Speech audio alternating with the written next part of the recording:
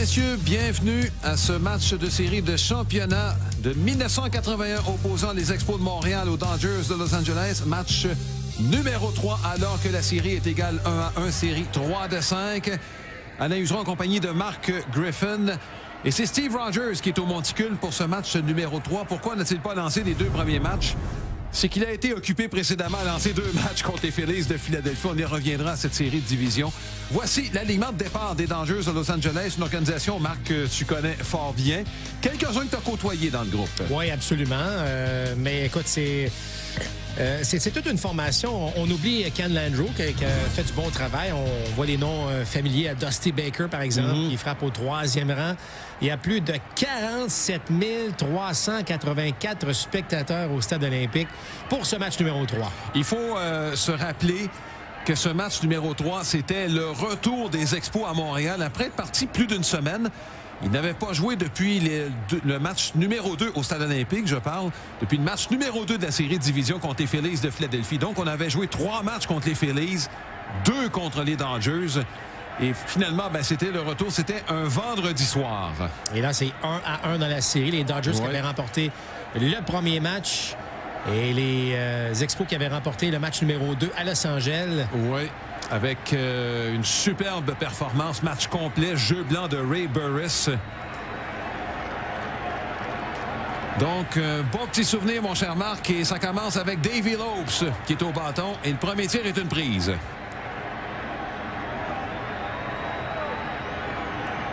Lopes qui a fait partie de ce quatuor de l'avant-champ des Dodgers. Ça s'est bien frappé de la part de Lopes, c'est un simple. Ouais, tu parles du quatuor. Alain, c'est un des avant-champs les plus constants du baseball dans ces années, avec évidemment Garvey au premier coussin, avec Ron Sealt au 3e et Bill Russell à l'arrêt-court, Lopes donc au 2e. Tu parles de stabilité, là, c'était pas mal ça du côté des Dodgers. Ouais. Et 4 joueurs issus de l'organisation des Dodgers de Los Angeles. Davey Lopes, il faut le surveiller. Ben, tu parles de joueurs issus de l'organisation. Les Expos aussi, dans cette époque. Ben oui. La plupart des joueurs étaient issus de l'organisation. Oui. Cromartie qu'on voit au premier. Rogers au monticule, Carter derrière le marbre.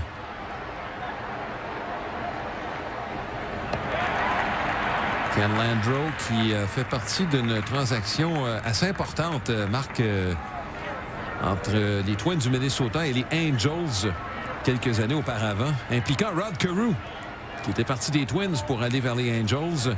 Landreau faisant le chemin contraire, et par la suite, Landreau s'est retrouvé avec les Dodgers.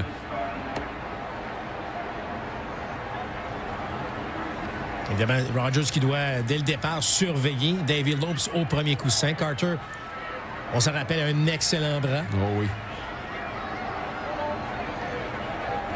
Bon écart de Davey Lopes.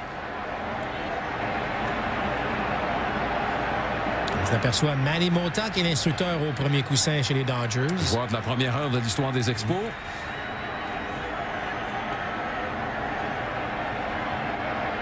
Et Manny Mota était également l'instructeur au premier but lorsque je me suis joint. Il était toujours là. Il était toujours là. Et je me souviendrai toujours lorsque j'ai fait ma première présence, c'était contre les Expos et c'est lui qui me dit, écoute, tu surveilles les voltigeurs, regarde ça. Et là, je m'étais aperçu que Tim Raines jouait au champ gauche. Oh, c'était serré au premier là-dessus. Serré, effectivement. Rogers qui a inscrit 2 victoires dans la série de division contre les Phillies. Oh! Est-ce que Crow est allé chercher cette balle un peu trop en avant de lui? C'est sûr qu'idéalement, on laisse la balle arriver et on va nord-sud avec le gant. Là. Il est parti. Oh, il y a une légère hésitation de Carter derrière le marbre et c'était suffisant pour que facilement l'autre se rende au 2e. Enfin, Alain, c'est une combinaison d'un excellent départ sur Steve Rogers et l'hésitation, tu l'as dit, de Gary Carter. Et Landreau, tout le long, laissait passer. Il aurait un peu haut également de Gary. Donc, un coureur déjà en position marquée dès le départ pour les Dodgers. Vous avez remarqué la différence aussi au Stade olympique. Il n'y a pas de terre battue entre les sentiers. On est sur le tapis, sauf autour de chacun des coussins et évidemment autour du marbre. Bon, évidemment, à l'époque de cette surface qu'on appelait le AstroTurf. Oh, c'était pas facile pour les genoux, ça. Bon, écoute, les Expos qui venaient de remporter le titre de la division, championnat de la division face aux Phillies. C'était la même chose au stade des vétérans.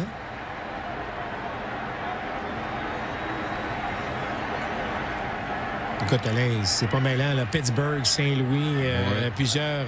Philadelphie, Cincinnati, Houston. C'était dur. Il faut le dire, Alain, c'était dur. Il y avait des coutures, il y avait d'autres défis. C'est loin de ce qu'on voit aujourd'hui en termes de gazon artificiel. Il y en avait très peu dans la Ligue américaine. La balle est retroussée du côté gauche. Spire semble en contrôle. C'est le premier retrait. Et mine de rien, c'est un gros retrait parce que Landreau avait un travail à faire.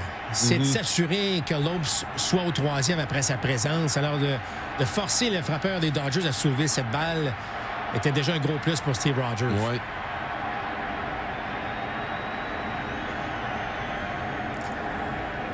Lui, il est toujours dans le monde du baseball. De retour comme gérant, Dusty Baker. On l'oublie, mais ça a été un sacré bon joueur de baseball, Dusty Baker. C'est parce que là, évidemment, on le voit beaucoup plus comme gérant au fil des dernières années. Mais effectivement, il frappait troisième dans le rôle offensif des Dodgers. Il a été menotté. Et Cromartie lui-même va toucher le premier but. L'autre se rend troisième. Bon, Landreau aurait bien aimé faire ce travail-là, mais c'est un retrait trop tard. Il y en a deux maintenant pour Steve Rogers. Il faut dire que à son dernier départ, c'était contre Steve Carlton et les Phillies, alors que Rogers avait remporté ce duel et ainsi la série pour les Expos. Est-ce que tu penses que les commentaires de Dick Williams qui disait de Rogers qui, lorsque ça comptait, il n'était pas là, est-ce que ça a pu fouetter? Écoute, si tu veux une réponse, là, lors de la conférence de presse qui a suivi la victoire des Phillies contre les Expos. La victoire des Expos contre les Phillies. La victoire de Rogers, là, le jeu blanc contre Steve Carlton. Bon. Lors de la conférence de presse qui a suivi, bon, évidemment, c'était pas dans le vestiaire, là, on avait cette salle-là, et la première question est venue du représentant de la Ligue nationale, là, comme l'animateur, là. Il dit, Steve, il dit, tu sembles avoir secoué ta réputation de quelqu'un qui n'est pas capable de lancer dans les moments importants. Et Rogers, ça n'a pas... 2 secondes. Prochaine question, s'il vous plaît. Ça a fini là. Je pense qu'il y en avait assez là, de répondre à ce genre de questions-là. Parlez-moi du match, laissez faire les réputations et... En tout cas, une chose certaine, le genre de match qu'il a fait face aux Phillies était tout simplement extraordinaire. Écoute, dans ses 3 derniers départs, il y a 2 matchs complets, 2 jeux blancs. Là, la balle à effet qui déjoue complètement Steve Garvey. Garvey qui avait probablement les avant-bras les plus musclés de tout le baseball. Oui, ça avait été une fin de séjour avec les Dodgers assez mouvementée pour M. Garvey. Que Tommy Lasorda avait qualifié de gendre que toute belle-mère aimerait avoir. C'est aperçu par la suite qu'il y en avait pas mal de belles-mères. Mais ça, bon. Ben, c'était ce qu'on appelait le All-American Boy. Ben oui. Il avait une épouse qui aimait bien les caméras aussi. Non, mais toujours bien habillé, toujours bien peigné, va à l'école, c'est parfait, joue pour les Dodgers. Tu comprends l'espèce d'image parfaite qui était peut-être un peu moins parfaite par la suite. Mais il reste un chic monsieur, fort sympathique, qu'on appelait Popeye, évidemment, pour ses fameux avant-bras. Un élan très, très court.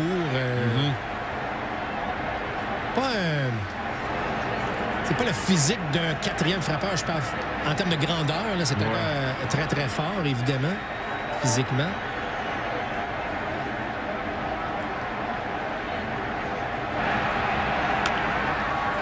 Balle est frappée au sol. Rodney Scott remet Cromartie pour le retrait. Donc, le coup sur le but volé de Lopes n'ont pas de conséquences pour les Expos. Toujours 0-0. C'est le partant des Dodgers, le vétéran Jerry Royce, qui a été lui aussi superbe à son dernier départ, lançant un jeu blanc contre les Astros de Houston. Voici l'alignement des Expos de Montréal. Et comparativement à la série contre les Phillies, il y a 2 joueurs qui sont de retour, 2 réguliers. Ils sont dans le haut de l'alignement. Oui, Raines et Scott qui avaient raté donc certainement le dernier match dans la série face aux Phillies et donc de retour. Et tu regardes cette formation, Alain, c'est assez complet. Là. Et je parle, bon, en termes de vitesse, en termes de puissance, d'excellence en défense. C'est une équipe très bien construite, là, celle des Expos de l'époque. Oui. Ce qu'il y a de particulier dans ce duel entre Jerry Royce et Steve Rogers, c'est qu'une douzaine d'années auparavant, les deux étaient à l'école secondaire. Les deux se sont affrontés dans le championnat de l'État du Missouri, oui, alors qu'ils étaient à l'école secondaire. Imagine-toi, une douzaine d'années plus tard, les deux se retrouvent en série de championnat. Tim Raines, il a raté la série contre les Phillies. Il s'est blessé à une main au début du mois de septembre et est revenu au jeu dans la série contre les Dodgers. Son année recrue avec les Expos de Montréal avait été rappelé pour la première fois en 79. C'était pour agir comme coureur suppléant au mois de septembre. Comme on le fait souvent, Marc, parmi les joueurs rappelés, il y a souvent un lapin qu'on utilise comme coureur suppléant. C'était Raines. En 80, Raines avait été nommé le meilleur joueur des ligues mineures. Pas seulement des Expos, là, mais dans le baseball professionnel. Il avait gagné le titre de champion frappeur dans l'association américaine avec Denver. Et n'eût été de Fernando Valenzuela, il aurait été la recrue de l'année en 81 dans le baseball majeur. Si vous voyez la position au bâton de Tim Raines, elle vient en bonne partie en raison de George Brett. Oui, c'était... Il aimait beaucoup le style de George Brett avec, vous voyez, un poids un petit peu plus sur la jambe arrière, avec la jambe avant, un peu plus en extension, et ça vient vraiment de George Brett. Mm-hmm. C'est un bon athlète, Tim Raines. Il aurait pu jouer au football comme demi-offensif, ce qu'il a fait à l'école secondaire en Floride. Oh, c'est une 3e prise. Un très bon tir de la part de Royce. En fait, c'est un tir parfait. Mike Scioscia a jonglé un instant avec la balle, mais ça n'a pas empêché l'officiel.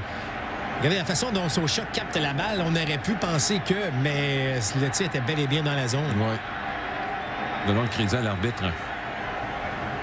Si Rogers avait été dominant face aux Phillies, que dire de Royce face aux Astros de Houston en série de division? Oui.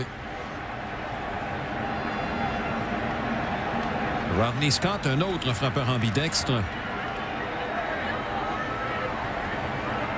Probablement le joueur le plus déroutant du baseball. Il y a eu de meilleurs voleurs de but, de Marc, mais sur les sentiers, une fois qu'il est là, pour débalancer et dérouter une défense. C'est probablement un des joueurs les plus intelligents, effectivement, lorsqu'il se retrouvait sur les sentiers. Malheureusement, pour lui, tu ne peux pas voler le premier but. Ouais. Mais c'est quelqu'un qui était capable de lire les gestes, d'anticiper les stratégies de l'adversaire. Et pour un lanceur, il était vraiment fatigant lorsqu'il était sur les sentiers. Ouais. Durant les 3 années où il a joué comme régulier, et ça inclut 81, comme régulier au 2e but, il a mené l'équipe pour le nombre de buts sur balle des 3 années. Mais ça ne pouvait pas compenser une faible moyenne au bâton comme en 81, par exemple, où il a à peine frappé pour 200. Mais c'était une époque, Alain, où les 2 premiers frappeurs, ça prenait des coureurs rapides. Ouais.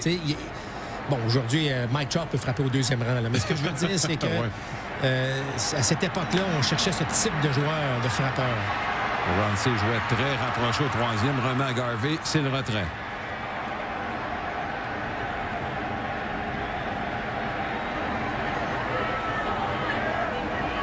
Du haut des airs, le tapis avait l'air pas si mal à l'époque. C'est une fois en bas, hein, au niveau du terrain que ça se gâtait. Ben, encore une fois, c'est qu'il ne faut pas oublier, les joueurs jouent quand même avec des crampons en métal. Ouais. Alors, à ce moment-là, ça devient très difficile. Le stade olympique était occupé. Il faut se rappeler qu'il y avait les Alouettes qui y jouaient. Il y avait le Manic qui jouait aussi au stade olympique. Peut-être pas au mois d'octobre, là, mais c'est un stade dans lequel il y avait pas mal d'activités sportives. Et regardez l'espace derrière. Si on échappait une balle, il y avait énormément d'espace. Plus tard, on a modifié un peu. Là, on a reculé ce fameux marbre éventuellement. Oui, c'est le même qu'on a reculé. Oui, c'est pas, c'est pas les gradins qu'on a avancés, non. Regardez la saison là, de Jerry Royce. 8 matchs complets. Mais Tommy Lasorda avait cette réputation de... Et là, c'est un coup sûr après 2 retraits de la part de Dawson. Ouais, Lasorda avait cette réputation de demander à ses partants d'aller le plus loin possible. Est-ce que ça a raccourci la carrière de Fernando Valenzuela? Oui, mais en même temps, c'est l'époque de Nolan Ryan ou encore une... Moi, je pense que c'est du cas par cas. Et peut-être que dans le cas de Fernando, est-ce qu'on avait... Hershiser aussi. Oui. Oui. Hershiser, 2 années de suite où il a lancé près de 300 manches et oups, la 3e année, tout d'un coup, l'épaule a crié chute. C'est la balle qui échappe à Mike Socia. Et là, Dawson va s'arrêter au 2e. Je disais, tout l'espace qu'il y a derrière, même Dawson a contourné le 2e comme s'il y avait peut-être une idée de se rendre au 3e. Alors, Socia devait faire rapidement. Carter a un demi-élan. C'est pas que ça nuit à Socia tant que ça, mais... Possible. Encore une fois, c'est loin d'aller récupérer la balle derrière. La discussion entre les deux, évidemment, Dawson est rendu au 2e. Socia qui, lui, s'était amené en 80 avec les Dodgers. Un des rares qui était encore là, Alain, lorsque je me suis joué aux Dodgers pour la saison 89. Il joue encore, hein? Oui.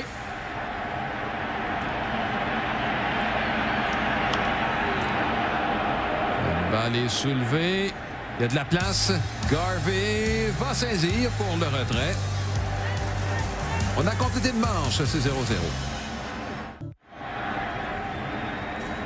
De retour au Stade olympique de Montréal pour la 2e manche.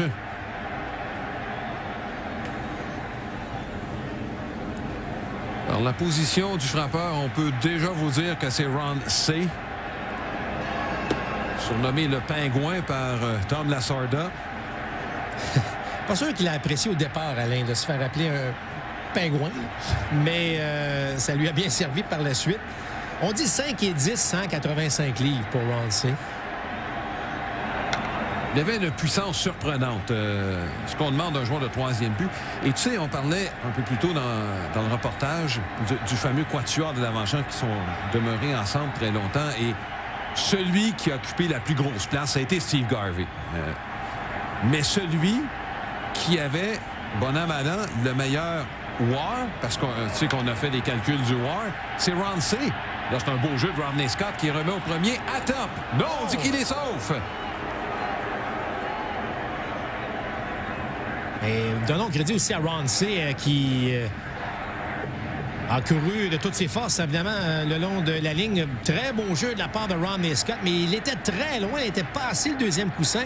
Ouf, il était retiré, mon cher Marc. Ouais, c'est la 2e fois, en fait, au cours des derniers reportages que l'on fait, de voir Cromartie faire des jeux assez impressionnants, mais celle qui dit non, mais t'as vu Malimotta qui pointait également. Une erreur qui est débitée à Rodney Scott. Autour de Pedro Guerrero.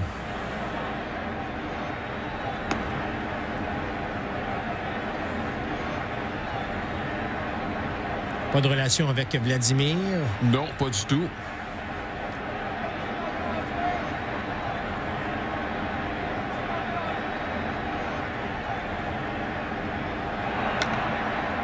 On va aller faire passer en direction de Spire qui remet à Scott.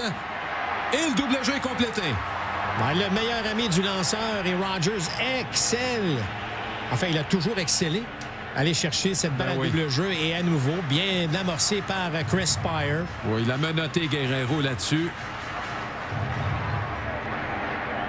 Et Scott savait qu'il avait un peu de temps afin d'effectuer donc un relais précis au premier but. Alors, rapidement, il y a 2 retraits. Rodney Scott n'avait pas un très bon bras. D'ailleurs, c'est la raison pour laquelle il joue au 2e but et non à l'arrêt court. Mais la balle n'est pas restée très longtemps dans son gant. Est-ce que son jeu en défense compensait pour certaines lacunes en attaque? Probablement. Dick Williams l'adorait. Hein? C'est Mike Scioscia qu'on aperçoit au bâton.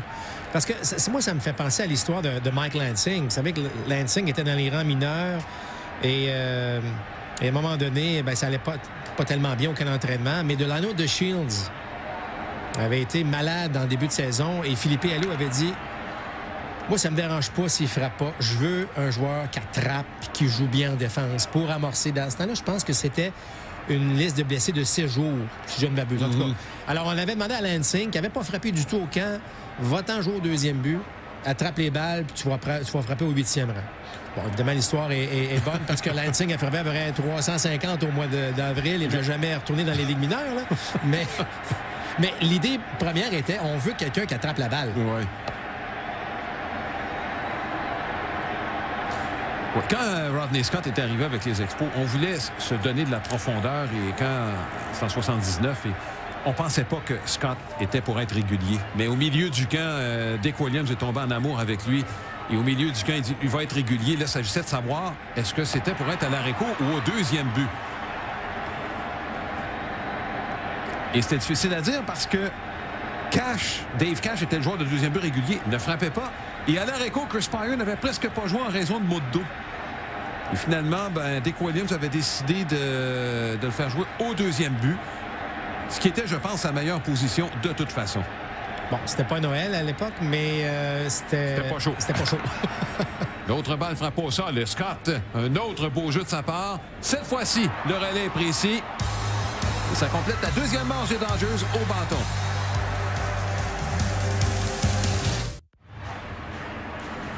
Larry Parrish est le premier frappeur des Expos en cette fin de deuxième manche.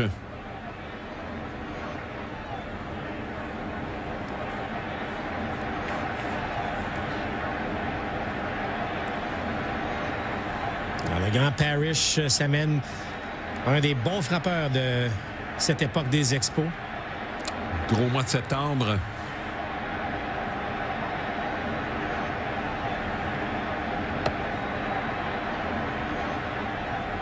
Il avait signé un contrat à long terme avec les Expos et malheureusement, il a écoulé la majeure partie de ce contrat ailleurs par la suite. Tu sais qu'il y a un de ses instructeurs quelques années plus tard qui disait la raison pour laquelle Parrish était parti, c'est qu'il aimait trop Montréal. Et pas le premier probablement qui pensait de même. Oui. Parrish n'a jamais ralenti sa course vers le premier. C'est une époque où le baseball se jouait différemment, c'est-à-dire que, bon, on voit que les gars s'élancent beaucoup plus tôt dans le compte. Hein? Oui. On n'avait pas encore, on valorisait pas encore le but sur balle, Alain, donc on voulait s'élancer. On courait. C'est rare qu'on voyait un joueur vraiment ne pas courir entre le marbre et le premier but, sachant qu'il allait être retiré.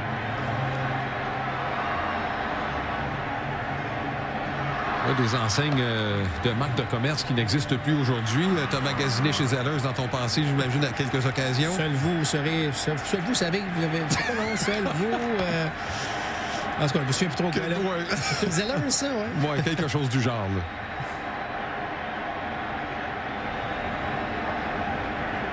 Instructeur au troisième but, Steve Burroughs. Au premier but, plutôt. Au premier but, Ozzie Virgil est en troisième. Ouais. Jerry White frappe de la droite.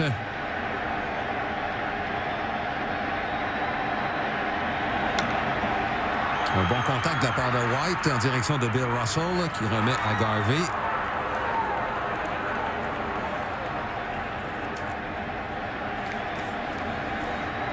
Légèrement menotté, mais ça reste un contact solide. Regarde encore une fois la course de Jerry White. C'est du baseball que j'apprécie énormément. La façon dont on joue. Tu sais, tu te présentes 4 fois au bâton dans un match, Alain. 5 parfois, là. Pourquoi pas d'y aller d'un effort ultime à chaque occasion? Oui. Warren Cromartie qui a glissé du premier au 7e rang dans l'alignement avec le retour de Raines et de Scott. Et lui, il doit se dire, c'est quoi cette affaire-là? J'affronte Steve Carlton dans le match numéro 5. Là, c'est d'un autre gaucher en Jerry Royce. Il n'y avait pas la vie facile, Crow. Et Fernando, hein? Entre les deux. Oui, absolument. Il s'est retroussé faiblement en direction de Ramsey. Manche facile pour Jerry Royce.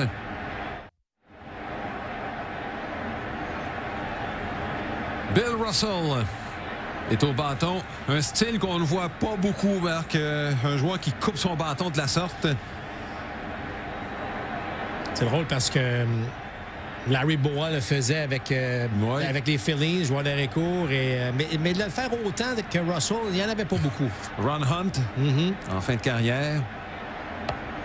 Et c'est pas qu'il prenait un plus grand bâton pour le couper. C'était quand même un 34 pouces là, qui était la norme à l'époque. Il voulait un meilleur contrôle sur le bâton. Ouais. Balle frappée en flèche dans les mains de Chris Spire.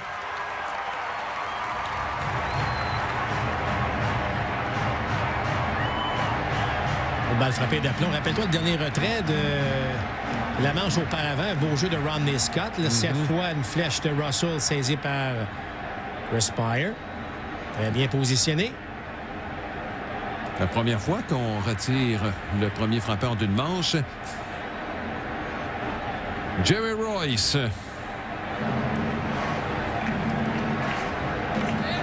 Je sais pas si Royce lui parle d'une prise qu'il n'a pas obtenue tout à l'heure. Petite discussion avec l'officiel derrière le Non, c'est pas impossible.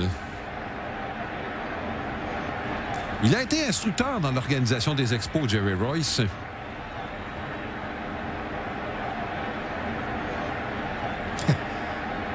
Il semble faire rire Steve Rogers également. Oui. Comme on le mentionnait, les deux se connaissent depuis fort longtemps.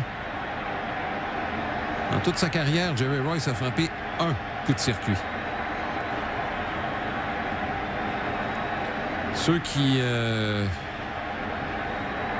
apprécient le frappeur désigné, vous serez servi. J'ai l'impression que des lanceurs qui viennent frapper, là, on n'en verra plus dans 5 ans. Là, Marc, ça va peut-être même avant. Oui. Écoute, et Alain, si jamais il y a saison en 2020, on aura le frappeur de choix. Là, probablement. Là. Pour tous les matchs. Et ça se pourrait bien que ça devienne permanent par la suite. Là. En fait, la situation actuelle fait en sorte qu'on va peut-être même accélérer certaines réformes qui étaient sur la table, dont l'instauration universelle du frappeur désigné. Oh, c'est Mme Robinson qu'on aperçoit. Oui. Et devant, M. O'Malley, Walter O'Malley. Non, c'est Peter. Walter, c'est son père. Exact. Qui était décédé l'année précédente. Son père qui avait déménagé les Dodgers de Brooklyn à Los Angeles. Et je soupçonne très fortement, Marc,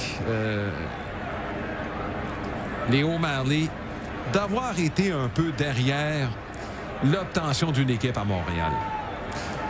Tu sais, les O'Malley étaient pesants dans l'organisation du baseball. Et sans avoir le titre de commissaire, disons qu'on avait beaucoup d'influence et Montréal avait quand même une cote favorable envers les Dodgers. Avec les Royaux à l'époque. Ben oui. Et on a vu d'ailleurs Mme Robinson qui était dans la loge des Dodgers.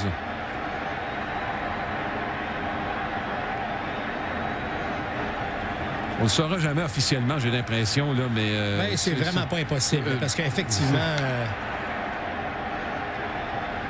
L'autre beau jeu de Rodney Scott. Il prend son temps pour bien relayer à Cromartie pour le retrait. Oui, tu as vu encore une fois des bons qui sont...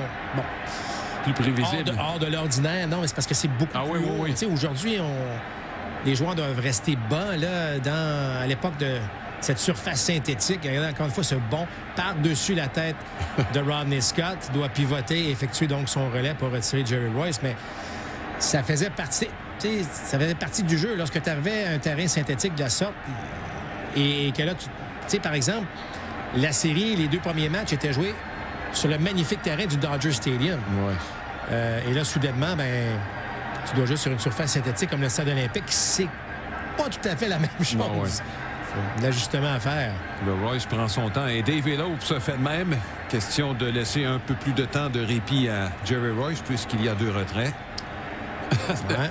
C'est un automne qui était particulièrement frais. Jerry Manuel qu'on apercevait et qui a été retiré de la formation des 25 joueurs en vue de cette série avec l'arrivée de Scott et de Raines. Les 2 joueurs qui ont été laissés de côté. Il y avait Manuel et l'autre, Wallace Johnson, qu'on avait ajouté aux 25 joueurs pour la série contre les Phillies. Mais qui, grâce à son triple en saison régulière, avait permis aux Expos de se rendre en série. Oh oui. Il y avait une saveur spéciale dans cette série. Tu sais, Marc, le temps file et cette série-là date il y a presque 40 ans. Mais dis-toi que l'autre en 81 et 20 ans auparavant, les Royaux quittaient Montréal.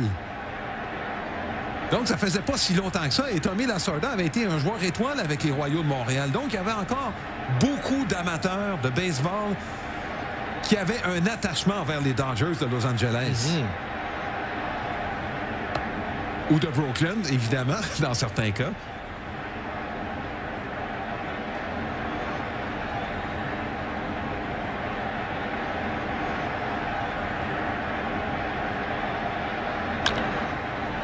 Un bon contact de la part de Lopes. Va se retrouver au premier but avec ce simple. Un deuxième coup sûr. Et tu sens David Lopes dans une bonne séquence. Ces deux présences ont été très, très bonnes. Deux bons élans, deux bons coups sûrs pour David Lopes. On va le surveiller au premier. Déjà volé le deuxième à sa première présence.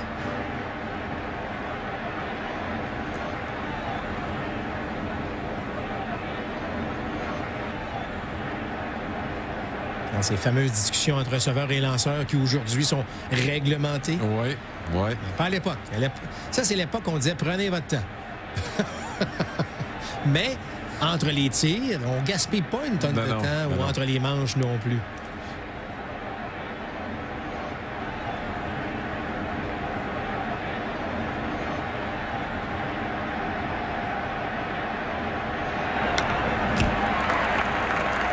Lopes semblait en course là, par la réaction de Gary Carter, en tout cas. Et Landreau pensait bien avoir ce tir. C'était pas un mauvais tir de la part de Rogers. Bonne balle tombante à la hauteur des genoux.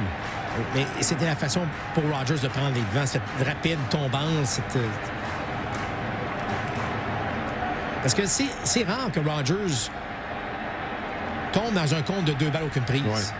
Ouais. Autre position fermée qui... Des époques, Alain. Hein? Le baseball évolue, c'est le même sport, c'est le bâton de bois, c'est la balle, c'est tout, mais tu vois que les techniques ou la mécanique a bien changé. Le gabarit des joueurs aussi. On frappe au sol, hors ligne.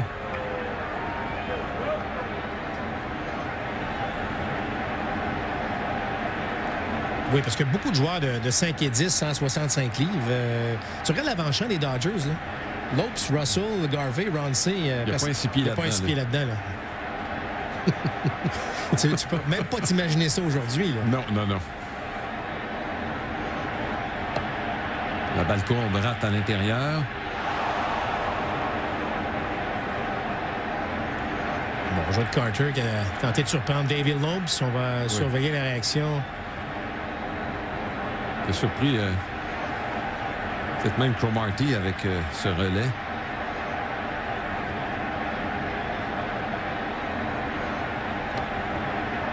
Et c'est une prise. Et c'est une troisième. La manche est complétée déjà avec cette troisième prise sur décision. On revient avec les Expos au bâton. Chris Spire est le premier frappeur pour les Expos dans cette fin de troisième manche. Je veux qu'on revienne sur la fin de la dernière manche avec le retrait sur des prises de Ken Landreau. C'est le deuxième match qu'on fait en série avec celui des Phillies, le cinquième match. On voit Steve Rogers. Ça fait au moins 3 fois, je ne sais pas si c'est davantage, mais ça fait au moins 3 fois qu'on le voit retirer sur des prises un frappeur avec sa balle courbe. Tir qu'il n'utilise pas très souvent. Tu veux dire qu'on aurait... Est-ce qu'on prend des notes, là? Écoute, je te pose la question, Marc. C'est sûr qu'on prend des notes. Parce qu'à l'époque, Alain, on avait ce qu'on appelle des advanced scouts, donc des espèces de dépisteurs. Puis on prend des notes parce que, vous savez, les statistiques ne disent pas tout. Et il faut savoir c'est quoi les tendances des joueurs. Et il y a certainement une note qui a été prise à ce niveau, à cet effet. Mais ça reste que même parfois, lorsque tu as 2 prises, Alain, tu as beau anticiper... Tu sais, une balle courbe, il faut toujours que tu penses à la balle rapide et t'ajuster au reste. Mais la courbe de Rogers, là, fait plier les genoux carrément. Là. La balle part à peu près à la hauteur des yeux. Là. Alors, ta première réaction, c'est de dire, bon, OK, je ne me lance pas. Et là, whoop, la balle qui tombe dans la zone des prises. Alors, Royce en a profité pour discuter avec l'officiel lorsqu'il est arrivé au bâton. Rogers fait la même chose. Tu es informé de quoi il parlait avec Royce? Rogers qui, dans justement le match numéro 5 face aux Phillies, avait obtenu 2 coups sûrs, dont un bon pour 2 points. Ça n'a pas été trop compliqué de choisir le joueur du match. Hein? 2 fois que Jerry Royce... on regarde l'officiel en se demandant où était le tir. Oui. Voilà une prise. Ça, c'est des images, Alain, qui me font un peu mal au cœur en même temps. C'est que tu vois cette foule derrière dans un match des Expos au stade olympique. Et tu te dis, ça a déjà été une époque extraordinaire. C'est ce que Jim Fanning disait quand on parlait du retour possible des Expos. Jim Fanning qui nous a quittés il y a quelques années, mais lui s'emportait quand on parlait d'un nouveau stade. Il disait que c'était pas nécessaire en faisant référence à ces images-là. Il disait, j'en avais un stade, il est déjà là, il est déjà bon le baseball. Mais lui, il était gérant quand c'était plein. Voilà, un retrait sur des prises pour Jerry Royce, son deuxième. Alors, le premier tour au bâton du côté de Jerry Royce et des Expos, ben, ça a été très, très bon. Un seul coup sûr qu'il a accordé jusqu'ici à l'attaque des Expos. Oui, après 2 retraits. Des Mike Socha qui avise Ron C. Hey, même s'il y a 2 retraits, Reigns peut déposer l'amorti. Parce qu'un amorti pour Reigns, c'est un double. C'est-à-dire qu'il va déposer l'amorti, il va voler le deuxième. Mais il s'en est pas servi très souvent de cette arme hein, comme premier frappeur. Il faut dire que tu fais pour 300 régulièrement avec un nombre de buts sur balle quand même assez élevé dans le cas de Reigns. As-tu vraiment besoin? Et frappeur ambidex, parce que souvent, tu peux avoir un gaucher, justement, qui affronte un Jerry Royce. Et là, tu dis, je vais en déposer un parce que j'ai un peu de difficulté, par exemple, à voir la glissante. Bon. Mais là, en étant frappeur ambidextre, c'est sûr que c'est plus tentant de frapper un double que de déposer l'amorti. Reigns qu'on a converti comme voltigeur seulement en 81. Regardez sa moyenne de présence sur les buts. On commençait à y penser déjà comme premier frappeur. Et là, il ne faut pas oublier, là, bon, 71 buts volés, vous allez dire c'est pas tant pour l'époque, mais il y a eu 50 matchs de moins là, en 1981 en raison de la grève. Là. Oui, et il a raté les 3 dernières semaines de la saison.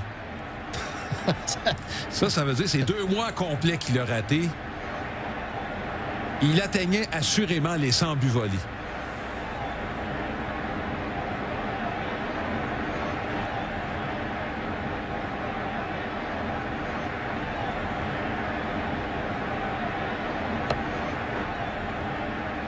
Son arrivée a sonné de glas de Ron LeFleur avec les Expos. LeFleur qui ne s'est pas aidé non plus par ses agissements hors terrain alors qu'il était à Montréal. Oui, bien disons que c'est d'amener un joueur, je veux dire, fragile dans les circonstances et l'amener à Montréal, c'était tout un défi. C'est sûr, c'est sûr. C'était... Disons que c'était pas celui qui se présentait le plus à l'heure non plus dans les matchs. C'était pas le plus ponctuel des joueurs.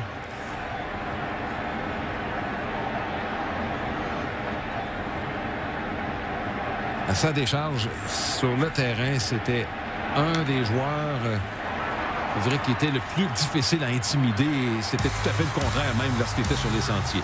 Manche 1-2-3 pour Jerry Royce, c'est toujours 0-0.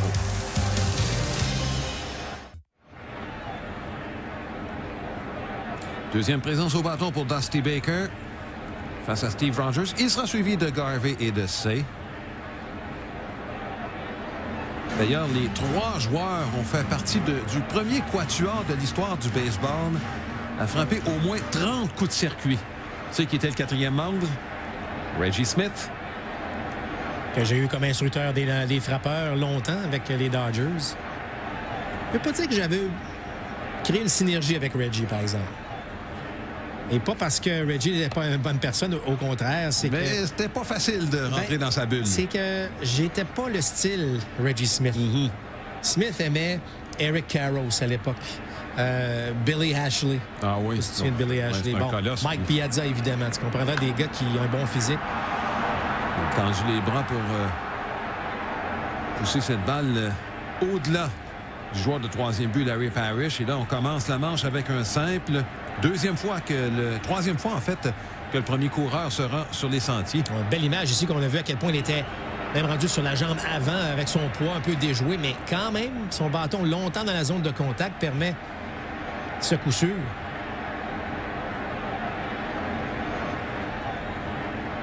Autour de Steve Garvey. Garvey qui avait lui aussi là, sa façon de faire bien à lui. Ah oui. On peut facilement l'imiter. Originaire du Michigan, Steve Garvey. C'est amené comme joueur de troisième but là, avec les Dodgers. À un moment donné, il y a eu une blessure à une épaule et ceux qui se rappellent de lui comme joueur de premier but se rappelleront que la balle est frappée hors de portée de Cromartie et Baker était en course, lui. Marc, c'est un bel exemple où on a vu carrément Garvey pousser la balle au champ droit. Écoute, et là, ce qu'on dit que c'est une autre époque, c'est du baseball qui se jouait de cette façon-là. Et là, vous avez quand même le cœur d'une attaque. Là. Quand est-ce que tu vois ça aujourd'hui, 3, 4, 5, là, agir de la sorte? Vous avez Baker qui est au premier but, en course, et votre quatrième frappeur décide de frapper une balle au sol du côté droit. Alors, ça joue beaucoup plus en équipe qu'individuel, parce qu'aujourd'hui, on veut frapper des coups de circuit. Et là, ça permet évidemment une première vraie menace là, des Dodgers. Parce que Garvey s'était lancé sur un tir qui n'était même pas dans la zone des prises.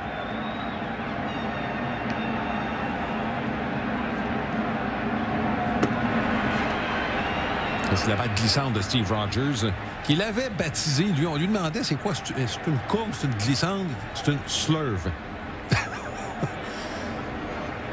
Qui est un mélange de l'anglais de slider et de curve.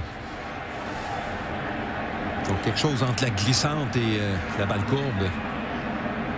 Le shooter au troisième, Danny Ozark, ancien gérant des Phillies de Philadelphie. C'est la première fois que le Rogers doit négocier avec un coureur au troisième. Tu sais que dans ce match, on aperçoit Manny Mota, mais après le match, là, en tout cas, semble-t-il que les Expos trouvaient que Mota agissait drôlement alors qu'on avait l'impression qu'il était capable de dire qu'est-ce qui s'en venait comme tir. Oui, c'est frappé au sol. Parrish a un jeu. C'est au premier. C'est le premier point du match. Les Dodgers qui prennent les devants 1-0. C'est un bon choix de jeu pour Parrish. On n'avait aucune chance de retirer Baker au marbre. Il fallait aller chercher au moins un retrait. Un bon choix de jeu. Il y avait la balle qui bondit. Et là, lorsqu'un joueur de troisième but doit aller à sa gauche pour saisir, c'est difficile de pivoter et de lancer vers le marbre. Alors, Parrish capte pour le retrait sûr. C'est encore tôt dans le match, quatrième manche, mais tu ne dois pas en donner trop à Jerry Royce. C'est pas terminé. Il y a encore un coureur en position de marquer.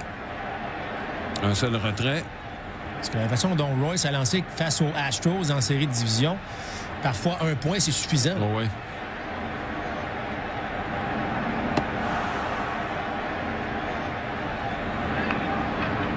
Guerrero, à qui, Marc, on a passé, je pense, l'ensemble de sa carrière à tenter de lui trouver une position. Essayé au troisième but comme voltigeur, comme premier but. Son coup de bâton n'a jamais fait de doute.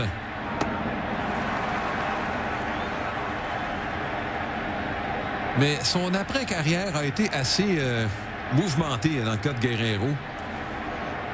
Si tu te rappelles quand il avait été accusé dans une histoire de complot pour drogue et comment il avait été acquitté? Je me souviens pas comment il avait été acquitté. Hein? Son avocat avait convaincu le jury que Guerrero n'était pas assez intelligent pour être à la tête d'un complot pour drogue. C'est bien saisi par Parrish à sa gauche et bon jeu de Cromartie au premier. On a bien vu Parrish retenir le coureur au deuxième avant d'effectuer son relais au premier.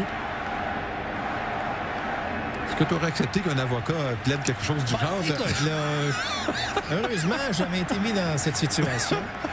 Mais bon. Avoue que ça fait une drôle d'histoire, là. Mais il a été acquitté. Hein? Oui. C'est peut-être C'est peut-être même pire, mais en tout cas. Bon, c'est Mike Scioscia qui est au bâton. Si Rogers s'en tire en donnant un seul point dans cette manche, ce sera quand même mission accomplie. Oui, ce sera pas si mal. Après des 2 coups sûrs. En fait, il y a eu le coup sûr de Baker. On ne peut pas parler de balle frappée d'aplomb. On a vu le coup sûr de Baker du bout du bâton. Et c'est un autre roulant qui est bien capté par Cromartie. C'est le 3e retrait. Donc, pas vraiment de balle frappée solidement par les Dodgers, mais il y a quand même un point. 1-0 Dodgers.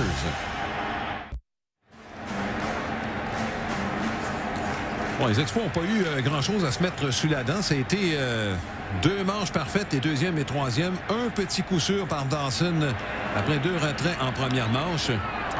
Et Scott retrousse la balle. Et Save va laisser sa place au joueur d'Areco, Russell, qui était mieux placé de toute façon. C'est le premier retrait. Ouais, encore une fois, le joueur d'Areco a priorité là, sur la balle frappée du côté gauche en hauteur. C'est pas le temps d'avoir un manque de communication là, dans un match aussi important. Écoute, Royce est en plein contrôle de ses moyens. Tu sais, Marc, sa carrière était pratiquement terminée, lui, en 78 avec les Pirates de Pittsburgh. Avait connu une saison misérable. Et finalement, l'a échangé aux Dodgers de Los Angeles contre un lanceur qui, lui aussi, avait des problèmes. Rick Rhoden. Quand tu dis 2 équipes qui s'échangent des problèmes et les 2 ressuscitent leur carrière avec leur équipe respective. Il y en a eu d'autres transactions comme ça. On a tenté d'échanger des problèmes. Ça n'a pas toujours donné le résultat souhaité. Là. Non, mais que les 2 équipes s'en sortent gagnantes. Là. On voit à l'époque du Stade olympique, on voit que l'abri des joueurs est au même niveau que le terrain. On a éventuellement creusé les abris plus conventionnels pour le baseball.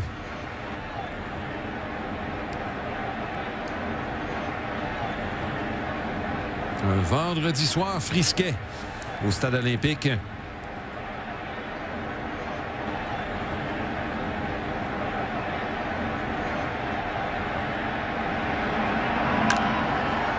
Va aller frapper à gauche. C'est remet à Garvey tout juste pour devancer Dawson. Écoute, même le style des officiels. T'as vu sa façon de démontrer que le coureur est retiré. Beau jeu de Ronci, encore une fois patient. Il va laisser cette balle tomber dans son gant et l'officiel qui est... Ça a été serré. Ouais, on est plus discret aujourd'hui. Ouf. Je pense qu'elle était bel et bien retirée. C'était très, très serré. Et ça vous démontre jusqu'à quel point Dawson était rapide dans ses belles années. Là. Après 2 retraits, Gary Carter. 9 retraits de suite de la part du grand gaucher blond.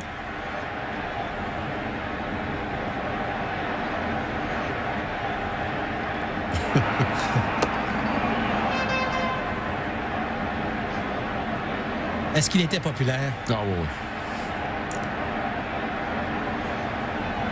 Ouais, moi, Gary a eu une influence, écoute, par son jeu, là, mais tu sais, son sourire, il avait, ça avait l'air à lui tenter. Il avait l'air à s'amuser. Il y a 2 joueurs qui ont vendu le baseball à Montréal qui ont été au-dessus des autres. Gary Carter est un des 2. L'autre, c'est Rusty Staub.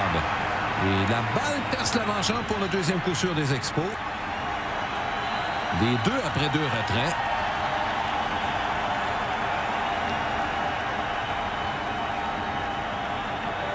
Un tir qui est un peu haut là, de la part de Jerry Royce. Carter en profite.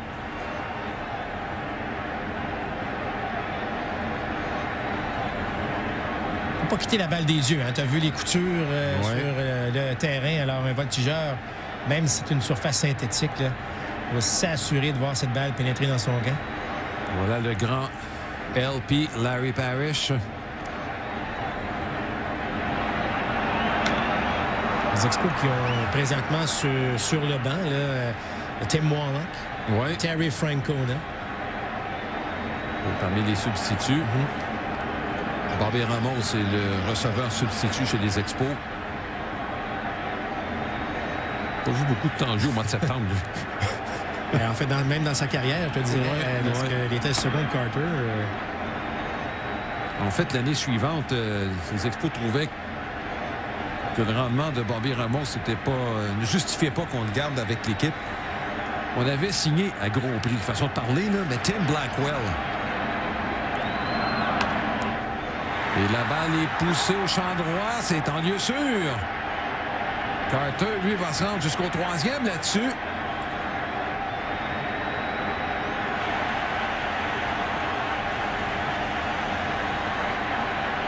Alors, une menace là, des Expos. C'est après 2 retraits, mais menace quand même. C'est son tour de Jerry White. On regarde encore le coup sûr. Il avait un grand physique, Larry Parrish, mais c'était un frappeur de coups en flèche dans les allées. Oui. C'est difficile à décrire parce que c'est un élan qui n'est pas nécessairement court. C'est un élan qui va... son bâton reste longtemps dans la zone de contact. Tu as l'impression que tu peux le menotter sur des tirs à l'intérieur. C'est une des raisons pour laquelle il se tenait quand même loin du marbre. White regarde passer une prise.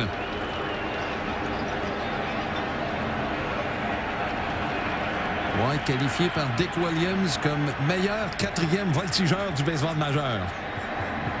Mais quelque part, ça marche. La balle est frappée au champ extérieur et captée par Dusty Baker pour le 3e retrait.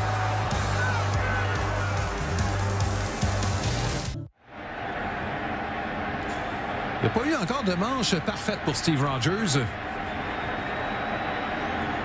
Peut-être une bonne occasion avec frappeur 8, suivi du lanceur et par la suite Dave Lopes. 4 coups sûrs pour les Dodgers après 4 manches, 3 pour Montréal. Et encore une fois, c'est du grand Rogers, Alain, parce que pas beaucoup de comptes de 3 balles. Va chercher une première prise très rapidement, donc ça met déjà le frappeur dans une zone un peu plus défensive. Oui, et tu regardes la façon dont les Dodgers ont marqué leurs points. On va faire le tour, là. Le coup sûr de Dusty Baker. Oui, il est un peu en déséquilibre. Exact. On va donner le crédit à Dusty Baker quand même. Steve Garvey a frappé la balle du bout du bâton du côté droit. La balle est frappée hors ligne. Et par la suite, 3 faibles roulants contre Steve Rogers. Et c'est avec ça qu'on a fabriqué un point. Et là, Rogers, par contre, s'en tire bien parce que cette balle à effet n'a pas du tout fonctionné. Russell qui tire cette balle tout juste hors ligne. Oui, l'arbitre est bien placé le long de la ligne du champ gauche. C'est une erreur que Rogers ne devrait pas répéter.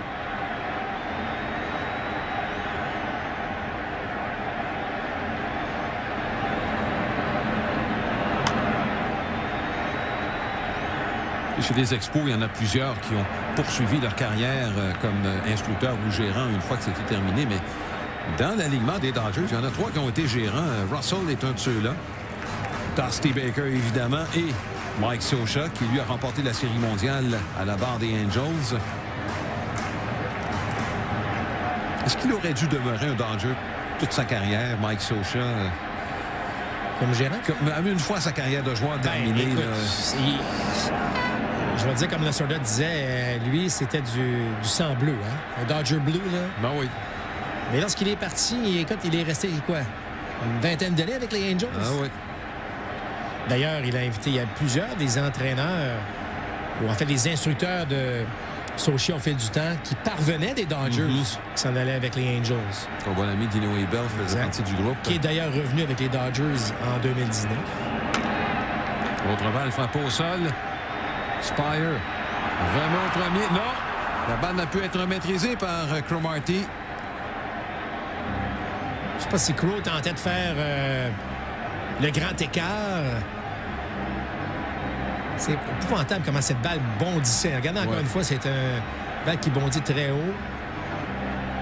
Tu as vu Crow qui tente de faire le grand écart et la balle qui touche la paume de son gant. Si tu avais besoin de faire le grand écart à ce point. Ça semblait encore une fois très serré, Russell. Moi, j'aime cette combativité oui, des joueurs. Et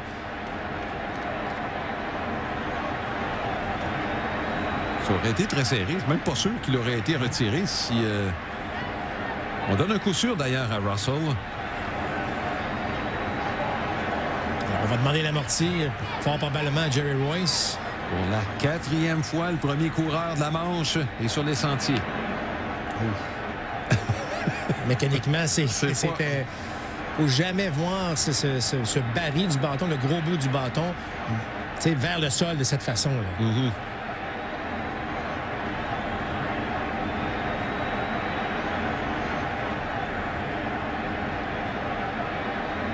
Probablement que Parrish joue très, très près du frappeur actuellement et tenté même d'aller chercher le retrait au deuxième. Vous savez que Martin n'est pas à l'écran non plus. Donc là, en ce moment, c'est que vous avez gardé le premier but, troisième but qui doivent charger, donc être très près, forcer Royce à vraiment bien déposer la balle. Sinon, on aurait un jeu au deuxième et avoir Royce comme courant au premier but. Mm-hmm. Dawson joue très près au champ centre. C'est une prise. Bon, là, qu'est-ce qu'on fait à deux prises? Est-ce qu'on demande à nouveau l'amorti? C'est parce que le danger, Alain, de laisser frapper un lanceur dans cette situation-là, c'est le risque de double jeu. Mm-hmm. Alors, il y a plusieurs gérants qui vont quand même opter pour la tentative d'amorti et se dire, j'aime mieux un retrait sur des prises qu'un double jeu. Il se retourne. Beau jeu de Carter.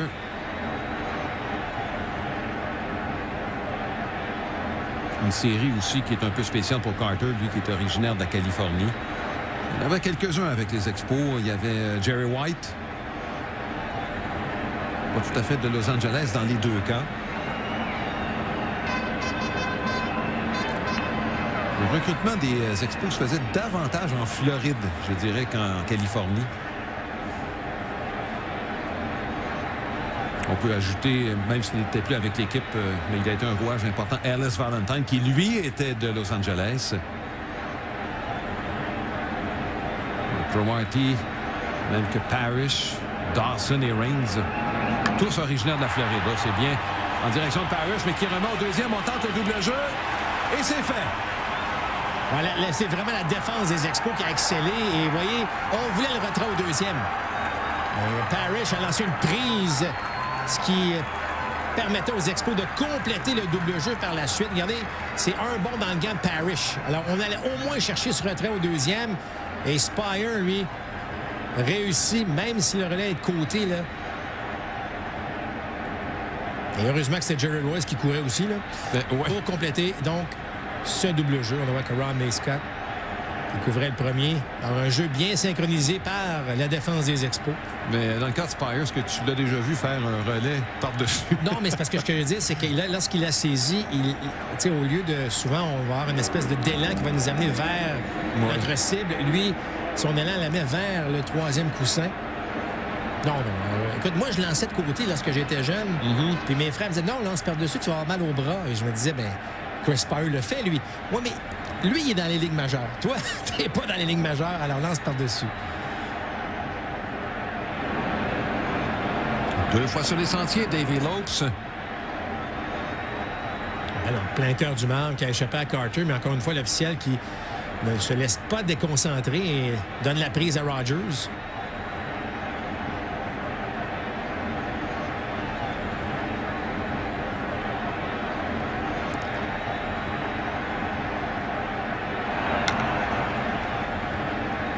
Repoussé derrière le marbre.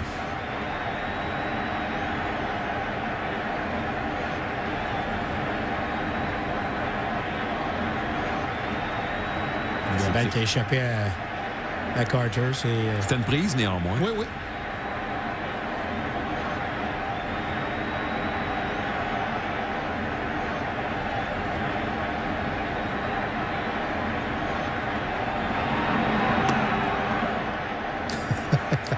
Ça, l'autre n'a pas décelé le tir. Si c'était dans la zone des prises, c'était terminé. Là.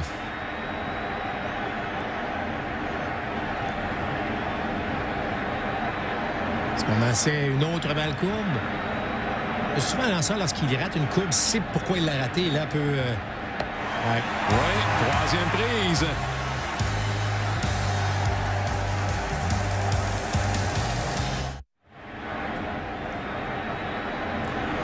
Cinquième manche. Royce en presque complet contrôle. Il y a peut-être eu un petit soubresaut après 2 retraits lors de la dernière manche. Ce qui peut donner quand même un peu d'espoir à l'attaque des Expos. Ouais, 2 simples successifs de Carter et Parrish. On peut dire que Jerry White a frappé une flèche au champ gauche pour mettre fin à la manche. Oui. Il y a eu quand même 3 bonnes présences au bâton là, face à Royce en 4e. Est-ce que c'est suffisant pour bâtir quelque chose?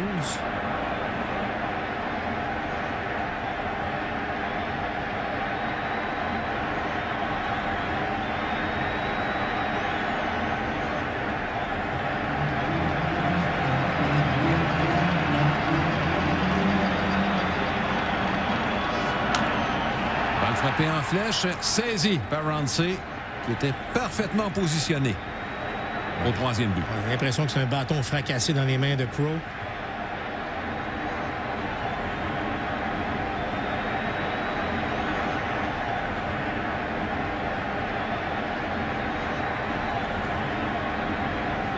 Ça va emmener Chris Spire. Lui qui a commencé sa carrière avec les rivaux des Dodgers, les Giants de San Francisco. Il est devenu l'arrêt-court régulier des Giants à l'âge de 19 ans. C'était un des préférés de Charlie Fox, qui est devenu par la suite directeur général des Expos. D'ailleurs, c'est lui qui est allé le chercher. Dans une transaction 1 pour Tim Foley.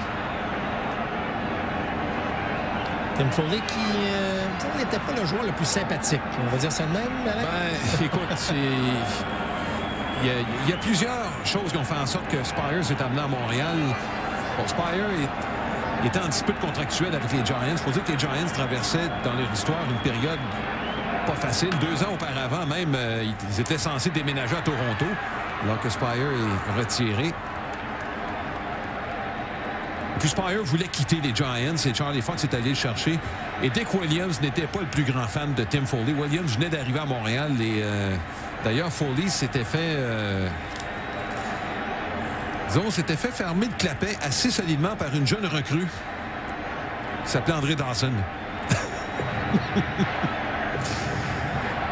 Donc, tout ça mis ensemble faisait en sorte que le mariage entre les Giants et les Expos s'est fait à peu près naturellement. Foley était originaire de la Californie. Ça faisait son affaire, même s'il avait marié une Québécoise. À cette époque-là, c'était pas compliqué. Si vous vouliez quitter Montréal, vous aviez juste à marier une Québécoise et le tour était joué. Manche 1-2-3 pour Royce. Les Dodgers en avant 1-0.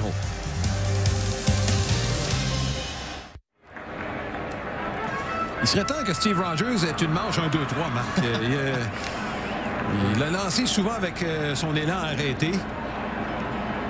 Il a fait un frappeur 2-3-4 par contre dans cette 6e.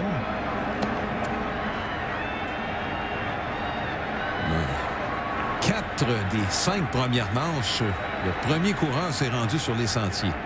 5 de l'autre en première. Erreur en 2e manche de Rodney Scott. En 3e, c'est le seul moment où on a retiré le premier frappeur, c'est-à-dire une flèche de Russell dans les mains de Spire. En 4e, simple de Dusty Baker, qui a mené au premier point des Dodgers. Et Russell a réussi un simple en 5e, effacé par un double jeu. Donc, il y a eu quand même 2 doubles jeux qui ont aidé la cause de Steve Rogers jusqu'ici. D'ailleurs, ami du lanceur. Ça ne servira plus, ce morceau de bois, j'ai l'impression. Du bois de chauffage, peut-être. Et j'aime aussi la façon dont Rogers se déplace. C'est pas la première fois qu'une balle est frappée près de lui. Et facilement, de façon très athlétique, cueille la balle et va chercher un retrait. La façon dont il termine son élan aussi, ça l'amène un peu plus vers la gauche.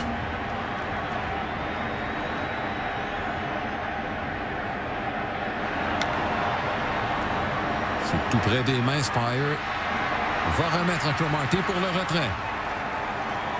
Mais, écoute, le baseball a tellement changé. Allez, on s'élance tellement tôt dans le compte. Mais gars, il y a 3 lancers de fait là, dans la manche. Ouais. C'est déjà 2 retraits. Bon, ce qu'on voit très peu. Ce qu'on voit à peu près plus dans le baseball d'aujourd'hui. En fait, face à un lanceur comme Rogers, on peut dire la même chose du côté de Royce. Ce que les frappeurs se diraient probablement, c'est laisser passer des tirs pour qu'on puisse aller au releveur le plus tôt possible. Je pense que les Red Sox de Boston, je ne sais pas si tu te rappelles, contre les Tigers de Détroit, avaient poussé ça à l'extrême à un moment donné contre Max Scherzer. C'était intentionnel. Le premier tir du premier tour au bâton. On ne s'est lancé pas. Non. Mais c'est peut-être pour ça aussi, Alain, qu'il y avait beaucoup plus de matchs complets. Aujourd'hui, avec des comptes d'à peu près 4 tirs par présence, tu comprendras qu'on atteint rapidement les 100 tirs. Là, probablement qu'on est en bas de 3 tirs et demi par frappeur. Et malgré tout, Garvey s'élance sur le premier tir. Garvey, c'était sa marque de commerce, lui. Écoute, Alain, l'instructeur des lanceurs, en tout cas à l'époque, disait à ses lanceurs, lance une prise, prends les devants 0 et 1. Alors, si t'es un frappeur et tu entends ça, tu fais quoi?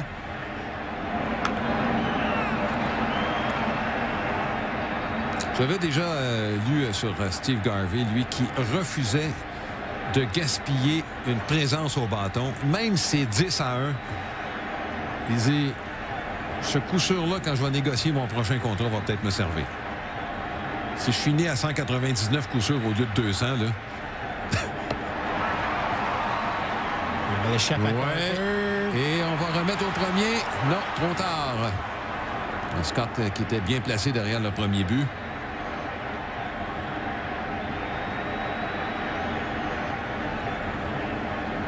On va regarder exactement ce qui s'est passé sur... balle. Tu as vu le mouvement sur cette balle, cette balle rapide tombante. Il a complètement déjoué Steve Garvey. Et Carter.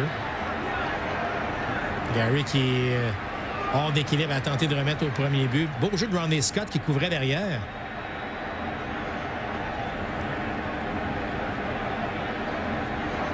Donnons encore une fois crédit à Steve Garvey qui a couru de toutes ses forces, qui a forcé Carter à effectuer un tir hors d'équilibre. Mais ça ajoute au nombre de tirs pour Steve Rogers. Avec Ramsey, qui a produit le seul point du match jusqu'ici.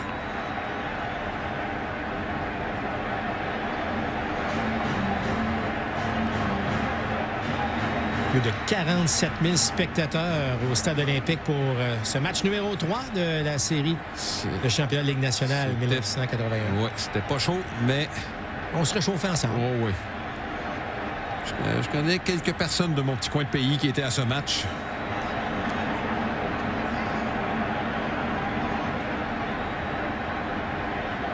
Parce que Rogers s'est laissé déconcentrer par ce retrait sur des prises non maîtrisées par Carter, mais là, tir de l'arrière face à Ramsey. Le gérant des Expos, Jim Fanning.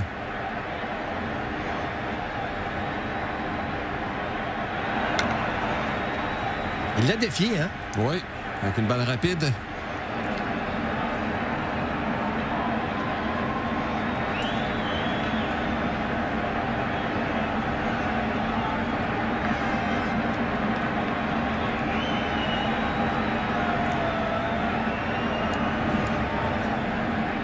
Deux équipes qui se ressemblent à certains égards quand on regarde la façon dont on mettait beaucoup d'accent sur le système de filiales.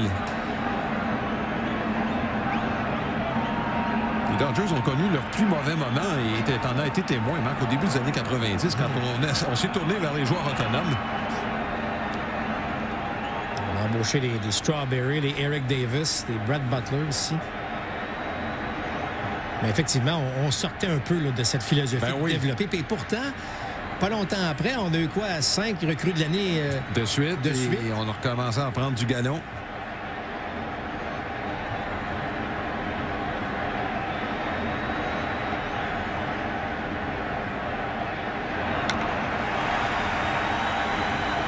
Il semble y avoir de la place pour Carter derrière le marbre. Et c'est le troisième retrait. C'est toujours 1-0 Dodgers.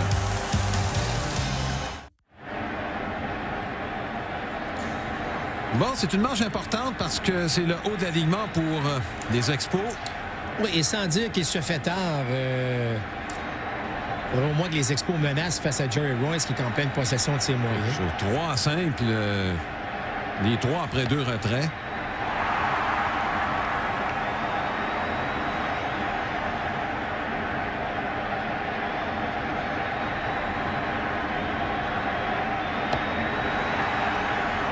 Un peu haut de la part de Royce.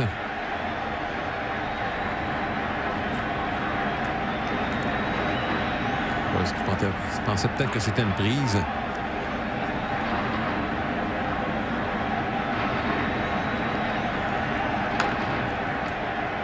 Les frappes au sol, c'est fait rapidement. C'est le premier retrait.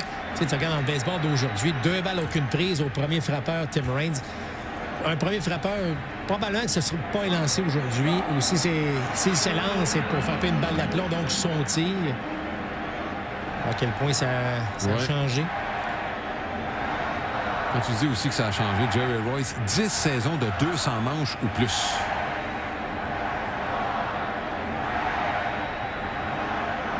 Ronnie Scott qui s'amène. Ouais.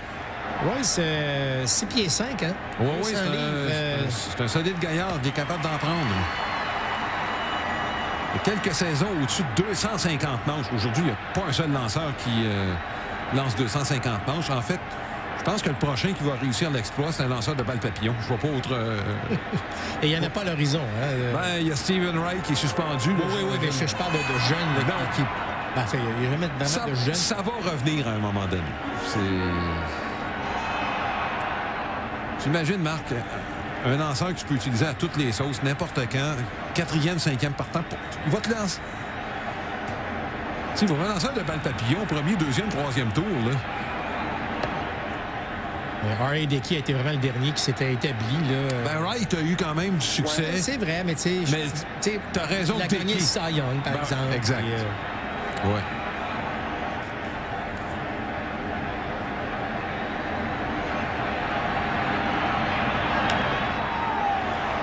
Complètement menotté Scott là-dessus. Lopes va saisir. 2 retraits rapides. Il y en a des braves, en tout cas plus que d'autres. Oh que oui.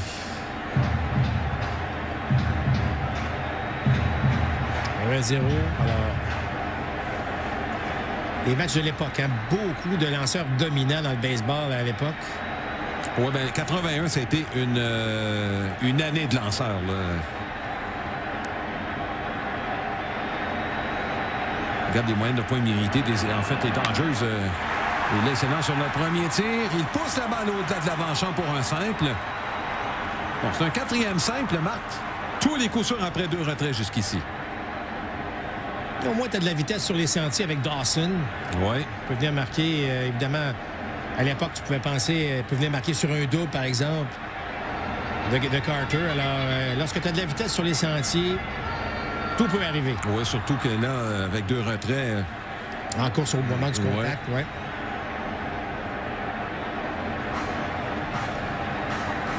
Une belle prise de vue de Socha et de Carter. Ils ont en commun, ces deux-là, que... il n'y avait pas beaucoup de place pour mettre son pied sur le marbre quand il y avait un jeu. Socha a vraiment... Carter était très, très bon là, à plusieurs égards. Oui. Et Socha s'assoyait sur le marbre. Écoute, tu ne pouvais même pas voir. Tu étais courant, là, tu ne voyais même pas le marbre. Il y a Jack Clark qui l'a... Pas de chance. Jack Clark l'a assommé. À un moment donné, là...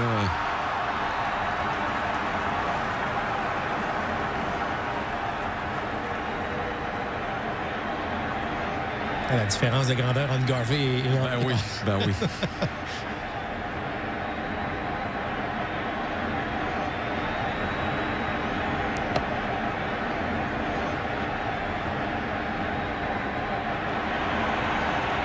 Parce que ce que la vitesse crée, puis vous parlez à n'importe quel lanceur, lorsqu'il y a un gars qui a un bon potentiel de voler ou de courir, c'est plus fatigant. T'es comme lanceur, là, alors, est-ce que ta concentration est 100% sur le frappeur? Ouais. Non. Tu surveilles. Il y avait un pied sur le gazon synthétique. C'était pas reposant pour l'équipe adverse quand Raines, Scott et Dawson étaient 1, 2, 3 et quand les 3 étaient au sommet de leur forme.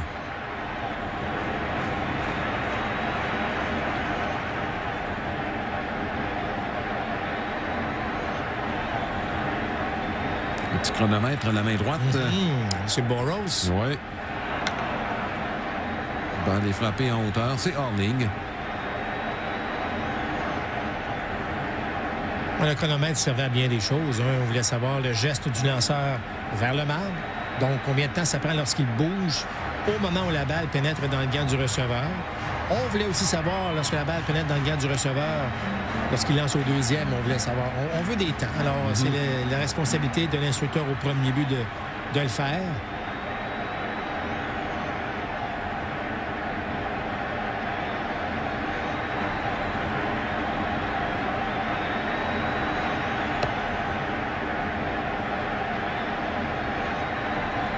Je pensais qu'il voulait certainement une prise.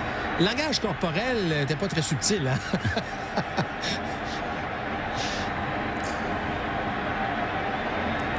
Je te dirais, Marc, que Royce n'est pas très bon pour cacher ses émotions.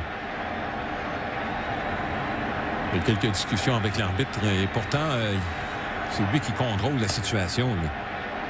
Voilà une autre balle.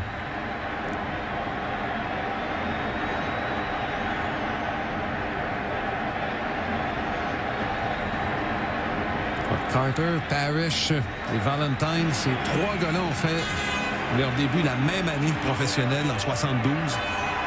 C'est probablement l'année la plus importante des Expos là, dans leur évolution là, qui les a menés vers la fin des années 70. Et là, c'est une quatrième balle.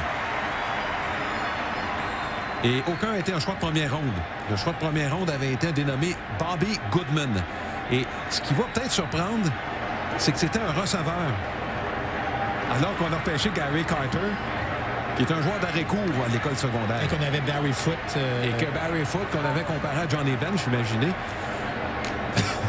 C'est mettre de la pression sur quelqu'un, ça. Qui avait comparé Barry Foote à Johnny Bench? C'est un choix de première ronde, Barry Foote, et on aimait son gabarit, il avait un peu de puissance, un bon bras, donc...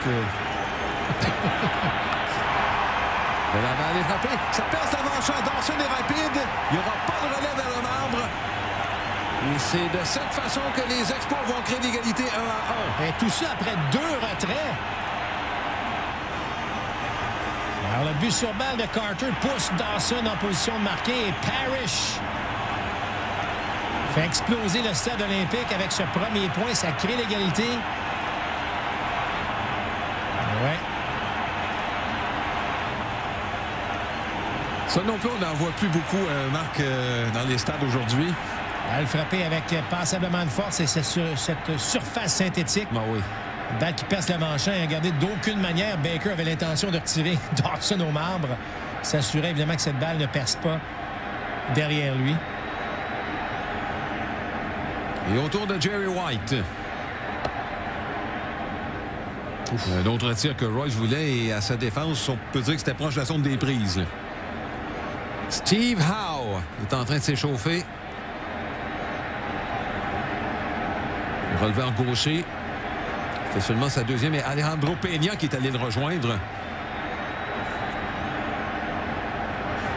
Steve Howe qui a eu toutes sortes d'ennuis hors terrain. C'est dommage, Marc, parce que il avait beaucoup d'étoffe, Howe. En fait, c'était pas le seul au sein de l'équipe qui se retrouvait avec des problèmes. Au sein de l'équipe, rappelle-toi, il y a eu Bob Welch.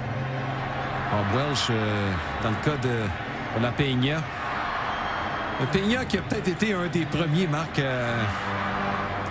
à prendre beaucoup son temps. Je sais pas si tu te rappelles là, quand il était avec les Braves, là, mais même avec les Dodgers un peu plus tard. Ron Peranowski, qui était l'instructeur des lanceurs des Dodgers. Oui. Ben, tu parles des joueurs d'avant-champ, mais personnel instructeur aussi des Dodgers était longtemps... Oui. Ouf. Un tir un peu haut, tentant pour Jerry White.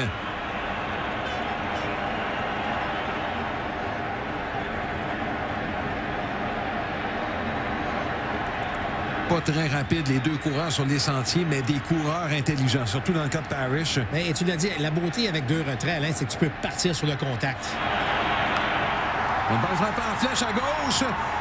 Eh bien oui, mesdames et messieurs, on va l'oublier. Circuit de 3 points pour Jerry White.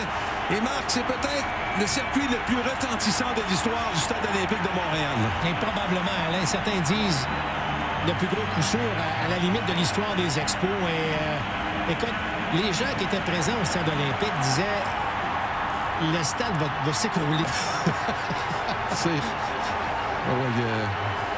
Je peux en parler. C'est l'époux d'une de mes cousines qui était sur place. Il m'a dit, Alain, il dit, j'aime le baseball, j'aime ça, mais il dit, j'avais l'impression que ça vibrait à l'intérieur. Jerry White. Rappelle-toi, la présence auparavant avait juste passé sous la balle. En tout cas, avait frappé une balle d'aplomb. Et là, cette fois, ne la rate pas. Gros circuit de 3 points. Tout ça après 2 retraits.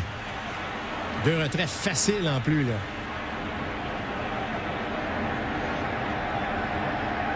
Où ça réveillait un banc qui était fort silencieux jusqu'en cette 6e manche. En contredit, le coup sûr le plus important de sa carrière. Et tu sais, Marc, ça pouvait pas arriver un meilleur gars. Hein? Et Crow s'élance tôt dans le compte. Garvey lui-même va effectuer le retrait.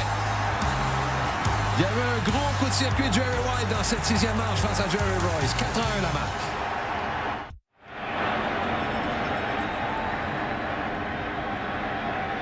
Bon, Marc, c'est la première fois que Rogers va lancer avec une avance. 3 points, 4-1. Ben, tu comprendras que là, lorsque tu viens de prendre les devants, c'est très important pour d'éviter de voir les Dodgers même marquer un seul point, juste pour leur empêcher de reprendre vie. Ouais.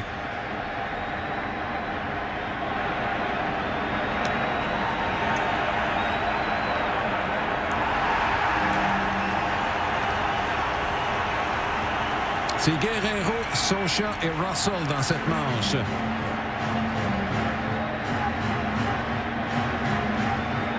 À ces 3 derniers départs. Ben, si j'inclus celui-ci, Marc, c'est 2 points. Il y a deux jeux blancs, 2 matchs complets.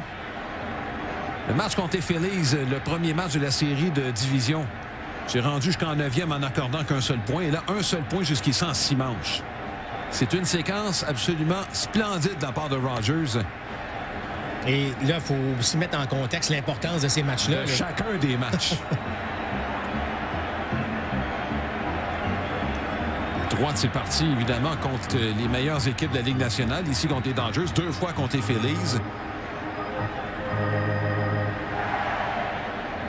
Le château de cartes s'est écroulé là, pour Royce. Temps sur la rapide, Guerrero. On dirait que les Expos n'ont pas frappé une tonne de coups de circuit en série. Non.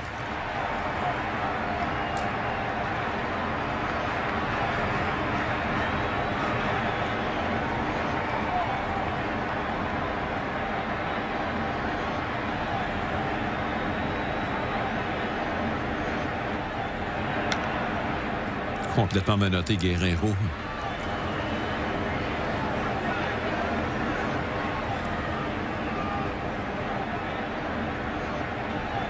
Rogers qui a toujours autant gesticulé au monticule. Je sais pas si s'il se regarde aujourd'hui, comment il dit. Est-ce qu'il dit, ben voyons donc, c'est quoi ça ou Oh, quelle balle courbe! C'est une 3e prise. Lorsqu'on parle de genoux pliés, là, t'as vu... ça, c'en est un. Oui. Avec Guerrero qui abandonne immédiatement. Regardez les genoux qui plient et oups, la balle à la limite, même Carter là, qui... Oui. On tire de très, très grande qualité de la part de Steve Rogers. 3 tirs principalement. Hein. Sa tombante, sa rapide. Et cette balle courbe. Mike Socha, 0-2.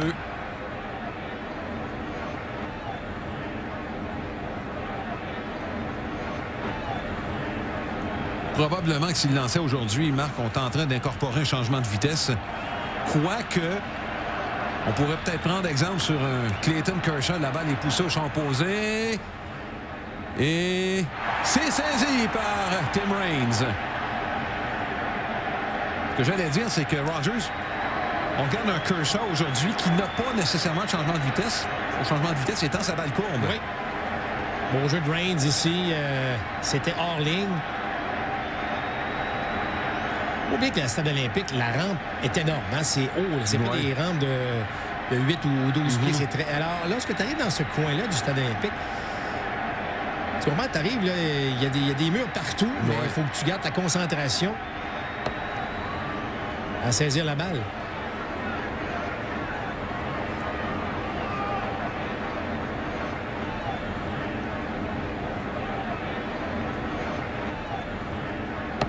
regarde les deux lanceurs des Expos qui ont porté le numéro 45. C'est pas vilain, hein?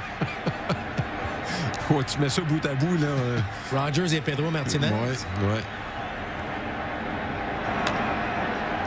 Va aller frapper mollement en direction de l'arrêt-court. Spire remet de façon précise à Cromartie. Finalement, c'est une manche 1-2-3 pour Steve Rogers.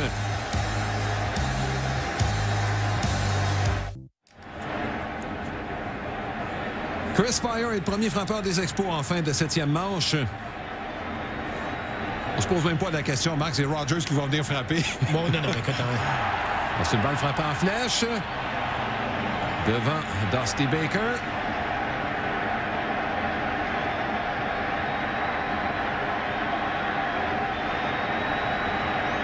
Il y avait de l'ambiance au stade olympique. Évidemment, avec cette avance de 3 points.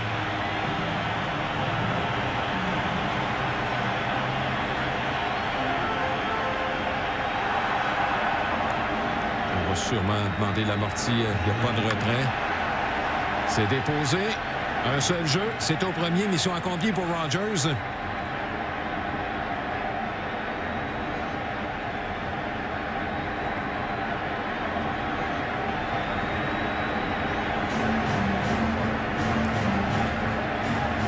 C'est Bobby Castillo en compagnie d'Alejandro Peña.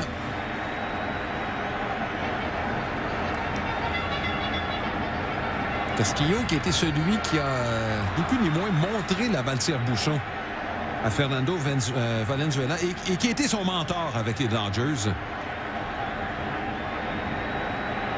Ça a bien fonctionné, en tout cas. Je pense que c'était un pas pire professeur. Là.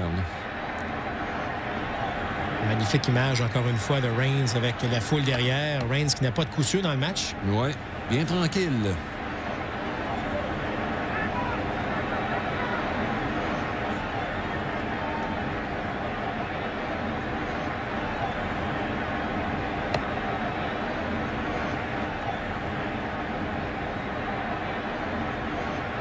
Au champ derrière le marque qui partageait le travail avec Steve Yeager.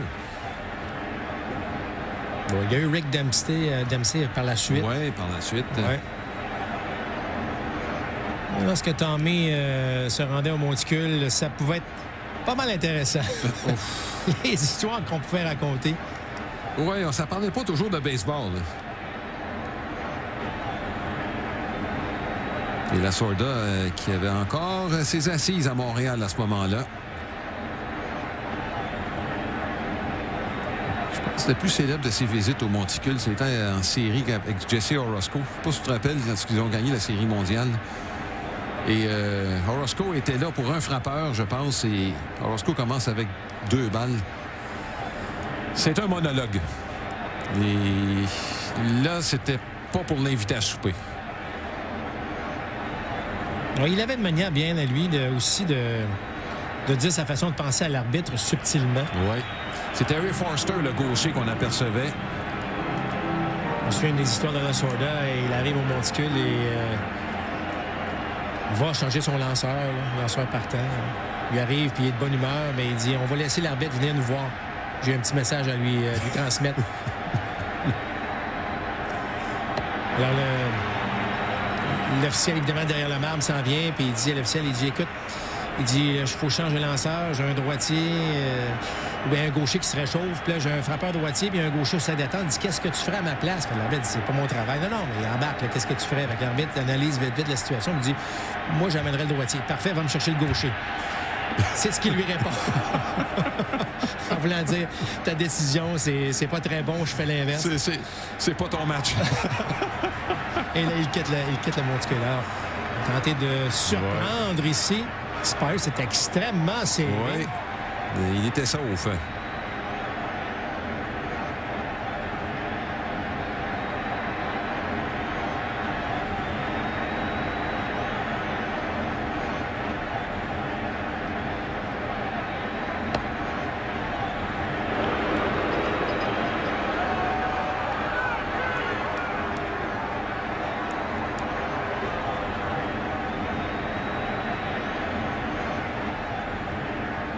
Bon, petit tombe de la renommée, Reigns. Tout comme Carter, tout comme Dawson.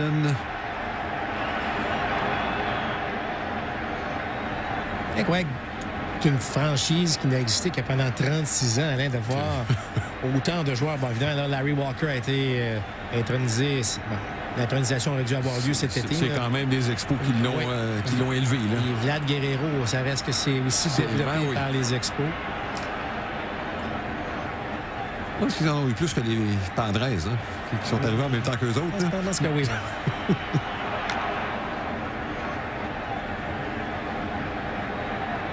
Reigns est devenu tellement un bon frappeur.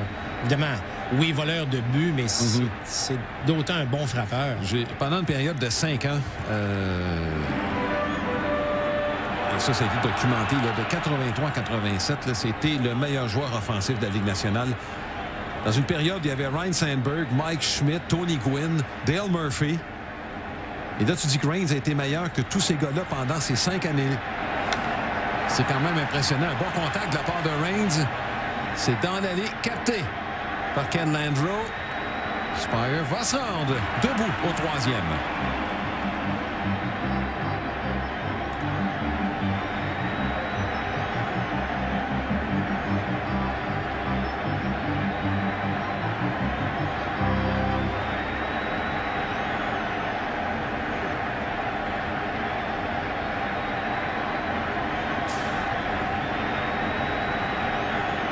Rodney Scott.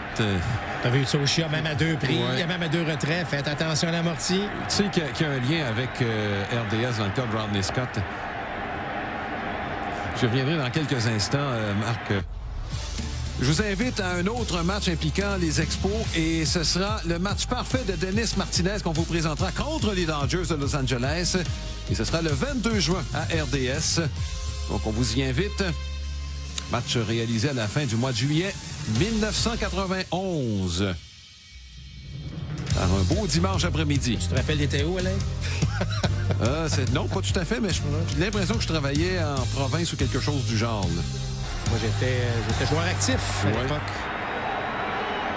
Bon, je reviendrai à Rodney Scott plus tard. C'est le 3e retrait. C'est toujours 4-1, Montréal. Frappeur suppléant pour Jerry Royce, il s'agit du vétéran frappeur gaucher Jay Johnstone. Un spécial, lui, Jay Johnstone. Oui, Jay Johnstone qui s'est promené beaucoup. Un de ses faits d'armes, Marc, et je ne sais pas ce que tu aurais fait avec ça, là, mais il avait reçu le signal de l'amorti. Il avait fait à sa tête, s'était élancé, il avait frappé un coup de circuit. Tu fais quoi comme gérant? Ouais. Ben, il y a quand même une discussion qui va...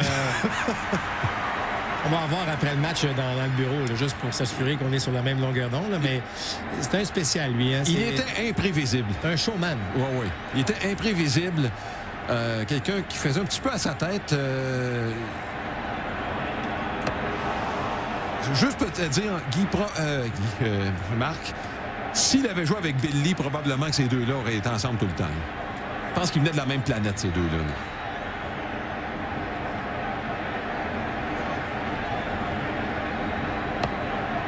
Oh, c'était proche. Johnstone qui s'était amusé, lui, à refaire le bureau de Tommy Lasorda, qui était placardé de photos de vedettes. Photos de vedettes. Ouais. Il les avait échangées pour des photos des joueurs des Dodgers, dont, évidemment, la sienne. Par les frappants en direction de Parrish. Beau jeu de sa part. Et le relais est précis pour le retrait. Oui, c'était beaucoup plus compliqué que Parrish l'a laissé voir sur ce jeu. Encore une fois, une espèce de demi-élan, un élan défensif avec 2 prises. C'était important pour Parrish de saisir. McNaval touche le sol à nouveau. Belle réaction de sa part. Tu sais que Tim Wallach a occupé le poste de 3e but pendant une dizaine d'années avec les Expos. Parrish était là auparavant. Et Wallach a quand même excellé là, en défense. Mais je pense qu'on n'a pas donné le crédit à Larry Parrish pour son jeu. Je pense qu'il avait un meilleur bras. Pour capter la balle, Wallach a travaillé fort pour devenir ce qu'il est, c'est-à-dire un des très bons joueurs défensifs au 3e but. Mais Parrish n'était pas vilain au 3e but. Écoute, moi, je me souviens lorsque les gens nous demandent, bon, c'est quoi ton équipe de rêve des Expos? Je dis simplement, au 3e but, on a été gâtés. Jusqu'à Fernando Tatis. Avant ça, là, on n'était pas pire. Oui.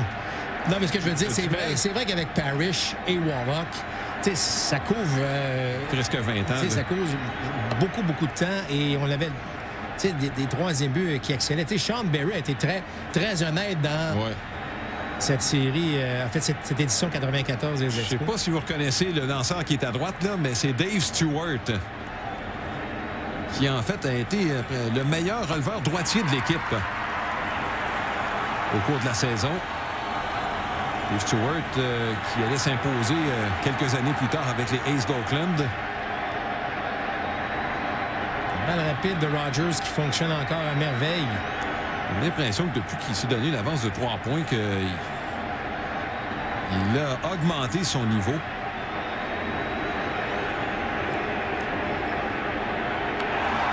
Balle frappée mollement. Il faudra faire rapidement. L'autre, c'est rapide. Et Carter réagit bien pour le retrait. Carter est capable... écoute, c'était pas le meilleur receveur de son époque pour rien. Tu as vu à quel point il a rapidement bondi pour aller chercher cette balle. Regardez, le masque s'en va. Rapidement, il récupère. Et même hors d'équilibre avec son bras puissant, il réussit à retirer un des coureurs les plus rapides du baseball de l'époque, David Lopes. Ça fait 11 frappeurs de suite retirés par Steve Rogers. Là, j'ai inclus la 3e prise échappée quand Steve Garvey était au bâton. 0-3 pour Ken Landreau.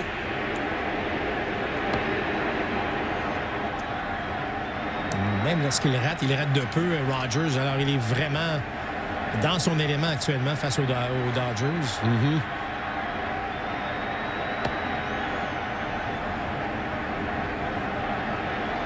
Deux balles.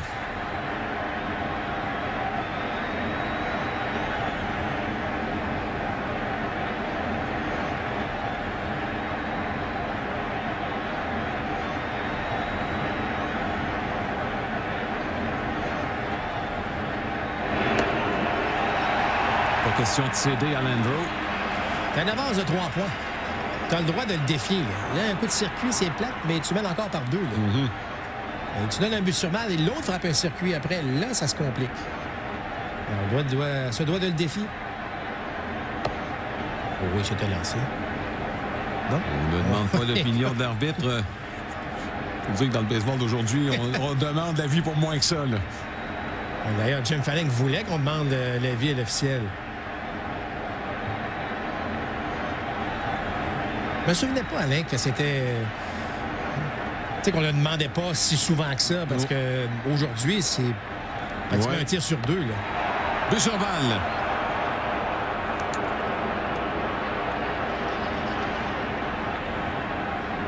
Rogers qui s'en veut. C'est le premier accordé par Steve Rogers. Comment on appelle ça, le but sur balle en anglais, Alain? Ben, c'est ça. Une bonne marche vers le premier. Et Landreau l'a compris, lui.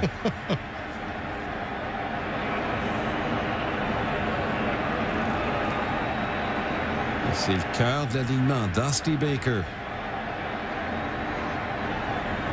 1-3. Un simple pour amorcer la 4e. Il est venu marquer par la suite sur un roulant de Ronce. Baker s'était lancé, Alain, au cours de ses dernières présences sur le premier tir. Là, il s'est dit, je vais être un peu plus patient. Et Rogers y emmène en plein cœur du marbre. Oui, ça va commencer à bouger. Woody Fryman à gauche et Elias Sosa à droite. J'ai tellement apprécié, moi, Woody Fryman. Quel releveur. Très populaire avec les Expos de Montréal. Et très efficace. T'sais, sans être le gars qui a le répertoire à retirer tout le monde sur des prises. Non, mais fait le travail. Il perdait pas de temps au monticule, lui. Non plus. Elias Sosa, lui, travail honnête. Il a été le releveur numéro 1 à sa première saison avec les Expos et par la suite a perdu un peu de son efficacité. Et ce qui est étonnant, par contre, c'est de ne pas voir Jeffrey Reardon.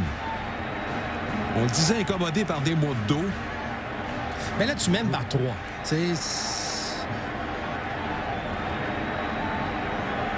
Tout le monde va aller calmer Rogers, ou en fait le distraire un peu, là, dire c'est pas grave, on se reprend. Il est capable de s'en sortir sans problème. Il l'a démontré face aux Phillies. Dans les frappés du côté de Parrish. Le long relais précis à Cromartie pour le retrait.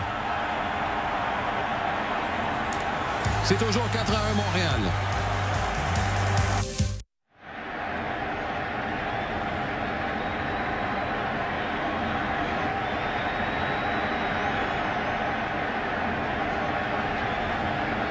Nouveau lanceur, c'est Alejandro Peña, lanceur droitier.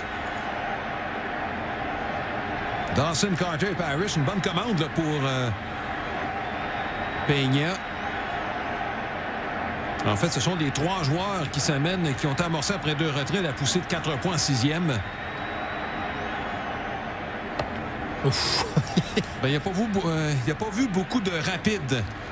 Monsieur Dawson. Il y avait une idée en tête, en tout cas. Ouais. C'est d'imiter Jerry White.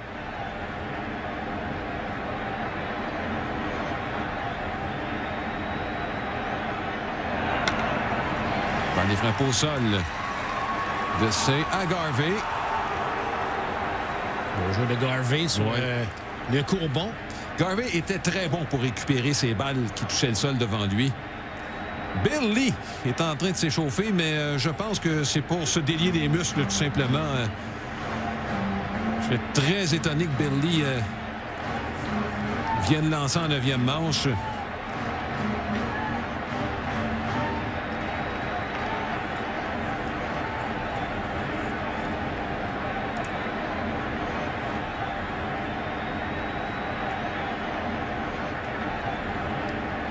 Un simple et un but sur balle pour Gary Carter.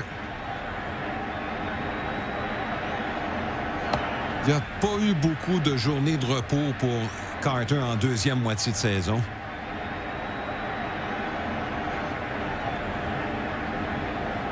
C'est sûr, Marc, on est en série, là, puis il n'y a personne qui va se plaindre, mais c'est sûr que Carter, ses genoux doivent commencer et ses cuisses là, doivent commencer à lui faire mal un peu. Encore en direction de Ramsey. C'est le retrait. La position de receveur est terriblement exigeante. Là. Bon, et à l'époque, regarde, c'est toi le numéro 1. Ramos ne voyait jamais de temps de jeu. C'est pour ça qu'on disait qu'il fallait en embaucher un. On a embauché Tim Blackwell, ça n'a rien changé. Blackwell n'a même pas commencé 10 matchs l'année suivante. Mais Carter était le type de joueur aussi qui disait au gérant qu'il ne voulait pas de journée de congé. Ça a changé une couple d'années plus tard. La trentaine... Ben, là, ce qui est pas anormal. Hein? Non.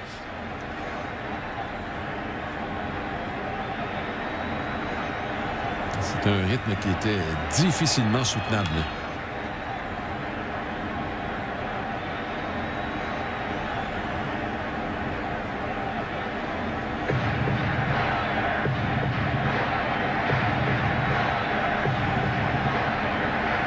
Est-ce que lorsqu'on a échangé Parrish, est-ce que ça a été Alain... parce que c'était un leader silencieux. Hein, mais le gars, il prenait quand même beaucoup de place, était extrêmement efficace. Est-ce que ça a eu un impact? Moi, personnellement, je pense que oui. Et si tu demandes aux gens qui étaient dans l'entourage des Expos par la suite, autant Al Oliver a donné ce qu'il avait à donner, autant le départ de Parrish a fait très, très mal. Je te dirais ce qui était le cœur de cette équipe-là. Et comme j'ai eu l'occasion de parler à Larry Parrish à quelques occasions, et ce qu'il m'a dit à cet effet-là, c'est pas quelqu'un qui va se vanter, là, mais il m'a dit quand je jouais au 3e, les lanceurs des Expos savaient qu'ils pouvaient lancer à l'intérieur sans problème. Ça en dit long un peu sur la place qu'ils prenaient au sein de l'équipe. Dernière chance pour les Dodgers, toujours 4-1. Youpi qui arbore aujourd'hui les couleurs du Canadien. Ouais, mais bon, en tout cas. Mais est-ce que c'est juste pas le bon chandail. Pour apporter les deux. Pour apporter les deux. Oui, ben oui. Bon, c'est pas gagné encore, Marc. C'est le cœur de l'alignement des Dodgers. Garvey, C et Guerrero.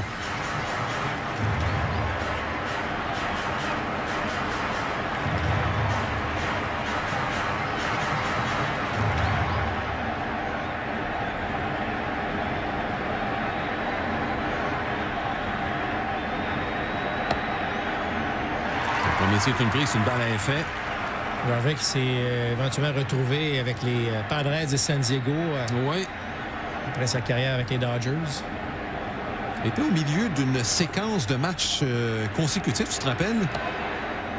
qui avait pris fin avec les Padres à la suite d'une fracture à un poignet. Plus de 1000 matchs de suite qu'il avait disputé avec les Dodgers et les Padres.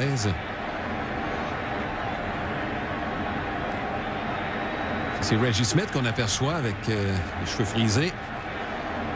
Sosa et Fryman à l'œuvre. Pas de Jeff Reardon. C'est que Reardon, à ses 2 présences précédentes, Marc, ça s'était pas très bien passé. Dans le match numéro 1 contre les Dodgers, avait accordé 2 coups de circuit. Et le frappeur précédent qu'il avait affronté contre les Phillies, George Vukovich, avait frappé un coup de circuit. Donc, je te dirais, les 2 dernières manches de Jeff Reardon, ça avait été l'exercice au bâton pour les frappeurs adverses. Mais ça avait été ton releveur numéro 1 pendant la saison. Bon, je vais pas et un très bon releveur numéro 1. Et évidemment, on connaît la suite de cette série. Oui. Reardon non plus n'a pas été utilisé et s'est réchauffé lors du match numéro 5. Les frappes au sol encore une fois. C'est en jeu. Parrish remonte premier. Il est sauf. Une fausse balle. Oui. Un très beau jeu néanmoins de Parrish. Et de Crow. C'était extrêmement serré. Garvey qui quitte immédiatement le rectangle, sachant que ça allait être compliqué pour la balle qui est encore en jeu. Mais lorsqu'elle touche le sol, elle bifurque à la droite. Immédiatement, on voit l'officiel lever les bras pour une balle fausse. Vous comprenez que Parrish n'a couru aucun risque. Ça s'est fait très rapidement.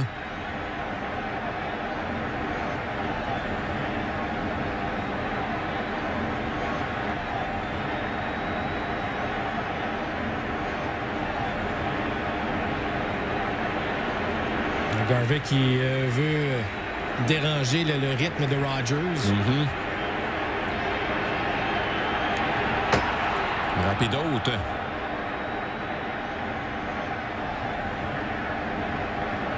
Trop bon élan de la part de Garvey. Il y a encore de la vie sur cette balle rapide, mais effectivement, Garvey semblait vraiment sur le tir. Heureusement que c'est un tir un peu haut. On en demande beaucoup à Rogers.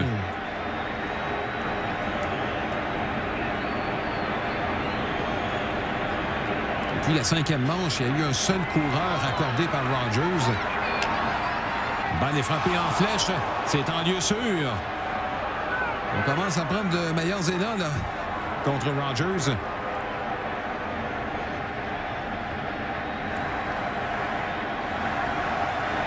Bon, chez les Dodgers, vous comprendrez qu'on aimerait avoir au moins un autre coureur et que le point égalisateur se présente au bâton.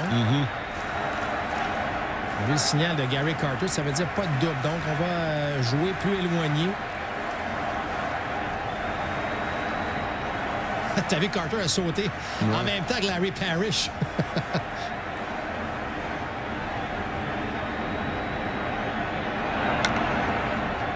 C'est des bien meilleurs élans là, de la part des frappeurs des Dodgers.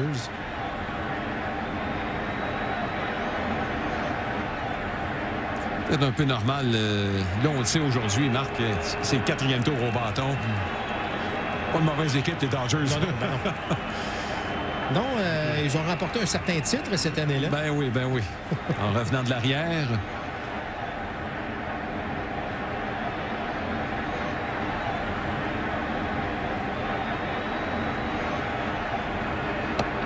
Imagine-toi après. George Steinbrenner, c'était Yankees-Dodgers, un autre classique. Et Yankees avaient gagné les 2 premiers matchs avant de perdre les 4 autres. Et... Imagine ton équipe atteint la Série mondiale et le propriétaire qui s'en va dire après la série. Je vous garantis qu'il y aura des changements à la saison prochaine. Oui, ça, c'était du George tout craché. C'était du George Steinbrenner tout craché. Ouais.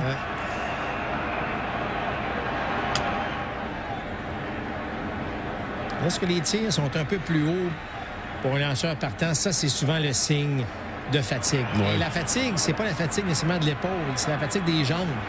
Parce que tu pousses avec tes jambes, mais lorsque tu es un peu fatigué, c'est que là, le pied n'arrive pas au sol au même moment, ce qui fait que les tirs sont un peu plus hauts. Et on le sent chez Steve Rogers là, que On a... En train d'étirer l'élastique, là.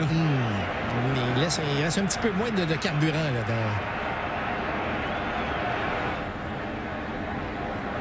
Fait à noter aussi, les arbitres qu'on aperçoit ne travaillaient que dans la Ligue nationale. Il y avait des différences dans les deux ligues.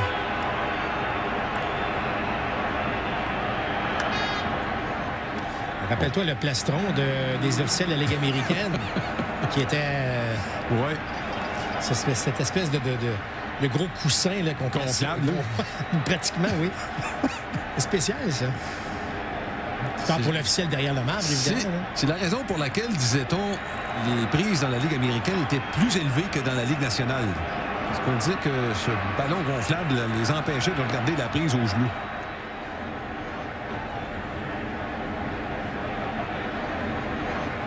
Bonne présence. Oui.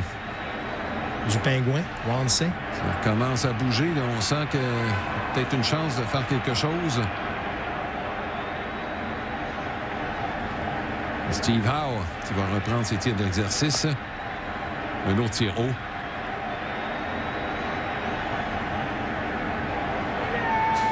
En tout cas, une chose est sûre, c'est que Rogers laissait aller toutes les émotions. Là, on les sentait avec lui. Là. Ça passait pas avec Dick Williams. Il n'y avait rien à faire. Tu sais, au début, tu peux te dire c'est parce que ton instructeur veut te motiver, mais là... Est-ce que Dick Williams, éventuellement... Ah non, c'était personnel. C'était devenu personnel. Les frappes en lieu sûr à gauche. Et ça, c'est un 5 mérité de la part de Ronce.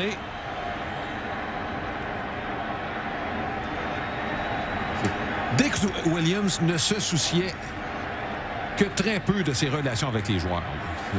Non, mais c'est parce qu'aujourd'hui, l'avoir Rogers finalement connaît du succès. Oui. Bon, est-ce qu'il a finalement avoué que... Non, pas jamais. Non, d'ailleurs, il lui est tombé sur la tomate une fois le 5e match terminé. Mais il y a eu un exemple avec Dick Williams à un moment donné. Te rappelles-tu de la fin des années 80? Peut-être que tu as vécu ça, Marc, parce que tu étais en Floride. La fameuse ligue senior qu'on avait partie à la fin des années 80. Et Dick Williams avait été gérant dans ces équipes-là. Mais à un moment donné, il se trouve avec un de ses anciens joueurs, un lanceur, Tim Stoddard, qui est un ancien des Orioles de Baltimore. Il s'en va voir Stoddard et lui étend la main. Et Stoddard, tout surpris, mon Dieu, je pensais que tu m'aimais pas du tout. Il dit non. Il dit pas du tout. C'était rien de personnel. Je trouvais que je dansais pas très bien, mais c'était pas personnel.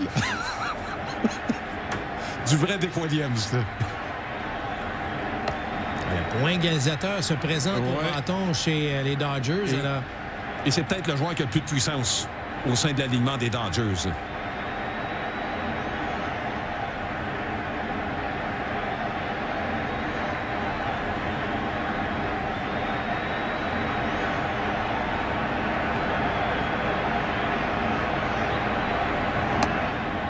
Plus tôt dans la saison, il avait frappé un circuit en fin de 9e manche pour donner la victoire aux Dodgers contre les Expos, donnant ainsi la victoire à Fernando Valenzuela.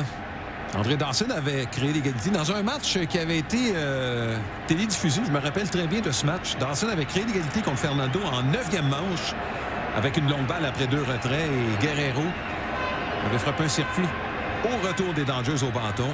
Je me souviens très bien du lanceur qui n'a pas duré très longtemps. Steve Radzer. Ça avait signifié ni plus ni moins sa fin avec les Expos. Dick Williams qui l'avait testé. Il n'avait pas passé le test.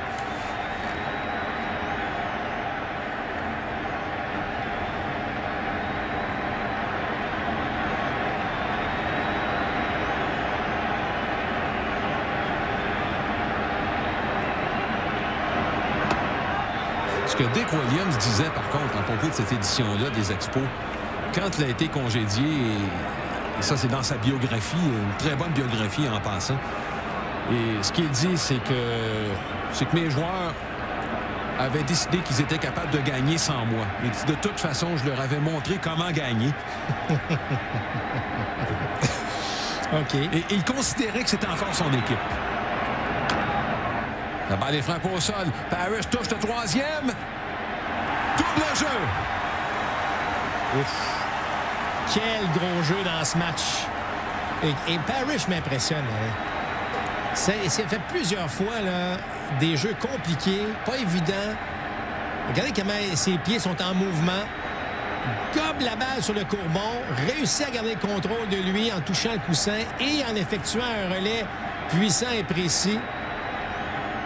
Alors, un superbe jeu pour Larry Parrish. Wow! Écoute, le taux de difficulté de ce jeu-là est extrêmement élevé. Là. Regardez la réaction de l'officiel. Ouais. Des styles on ne voit plus à l'époque d'aujourd'hui. Ouais. Mais Guerrero, c'est là qui vient de se faire prendre sur une balle à double jeu. Et c'est quoi, déjà le troisième que les Dodgers... Troisième double jeu. Ouais.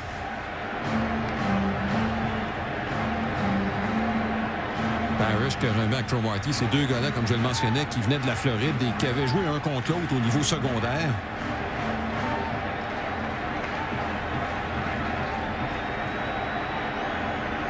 Ça change tout, là, Marc, parce que là, t'as tes deux retraits et c'est pas le point égalisateur. Voilà, le point égalisateur est au cercle d'attente. Alors, ça change carrément cette manche avec un superbe jeu.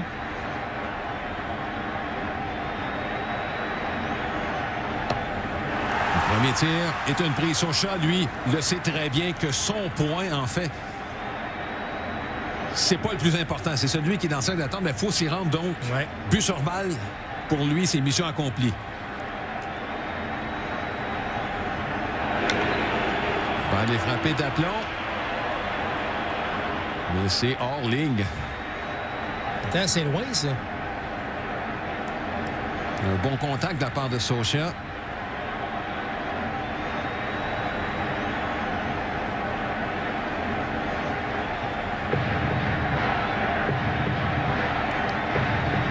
Rapidement prend les devants, 0 et 2.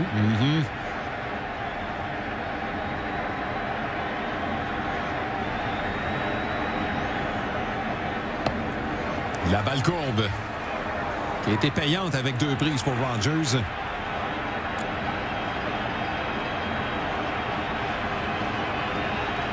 Jim Fanning qui y va avec ce qu'il considère être sa meilleure carte pour finir ce match.